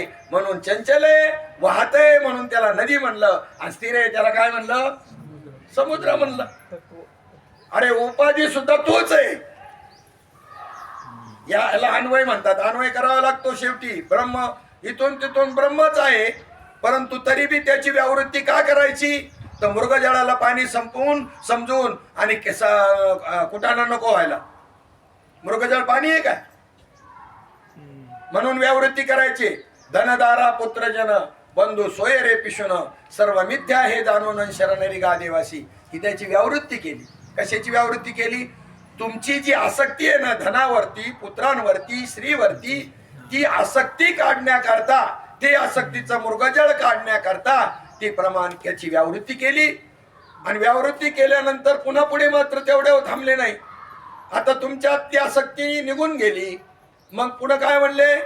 नर नारी बाळे अवघा नारायण ऐसे माझे मन करी देवा. काय म्हणले? नर नारी स्त्री पुत्र जे काय असतील ते सगळे अवघी नारायण आहे. पण अगोदर काय म्हणलं? अगोदर त्यांना मिथ्या म्हणलं, म्हणजे त्याच्यातलं मिथ्यात्व काढलं. देहाने नाही, तत्वाने नारायण आहे. व्यतिरेक कशाचा केला? गुणांचा, दोषांचा. व्यावृत्ती कशाची केली? गुणदोषांचा. जे मृगजळ निर्माण झालं होतं मिथ्यात्व कशाचं? प्रकृतीचं मिथ्यात्व सांडलं. आणि उरला मग दुजे खंडे तरी उरला तो अवघा हरी अपना बाहेरी न लगे ठाव धुंडावा.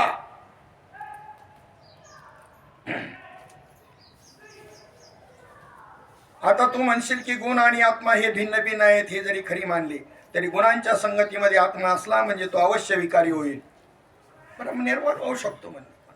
पण तो ब्रह्म जर काढला तर मूळचा असलेलं तुम्ही होता. पण बाबा अग्नीच्या संगतीने भांडे तापते, भांड्याच्या संगतीने पाणी तापते, पाणी तापले म्हणजे धान्य शिजते. त्याप्रमाणे आत्मा काही विकार पावणारा नव्हे बरे. भात घालायला आपण तांदूळ ठेवले, पाणी टाकलं, जाळ घातला, पहिलं काय तापल? भांड तापल, मग पाणी तापेल. पाणी तापल्यानंतर तांदूळ उड्या मारल्याशिवाय तांदूळ शिजत नसतात, ध्यानात ठेवा. पण अग्नी पेटवावा लागल. ज्ञानाग्निवृत्तीत पेटवला की मग त्या ठिकाणी तांदूळ उड्या मारतील. आणि उड्या मारतील आणि शिजल्यानंतर मग शिजलेले तांदूळ उड्या मारतात का? शिजलेले तांदूळ नाही उड्या मारत. पण शिजल्याशिवाय मात्र भात होत नाही. उड्या मारल्याशिवाय शिजणार नाही हे ध्यानात ठेवा. आणि शिजलेले मात्र उड्या मारत अग्नीच्या तापाने आकाश काही तापत नाही. मग आत्मा हा गुणांच्या संगतीमध्ये जरी असला तरी विकार पावत नाही. आकाश तापतं का? नाही. आता हे पाहा, ही तर आकाश आहे, पोकळी आहे ही. हा मंडप घातला आणि इथे याच्या उन्हाच्या निवृत्ती करता बाजूला करण्याकरता. मग आता इथलं थंड आहे आणि बाहेरचं आकाशाला हात लावून पहा पोकळीला, ते गरम लागतं का?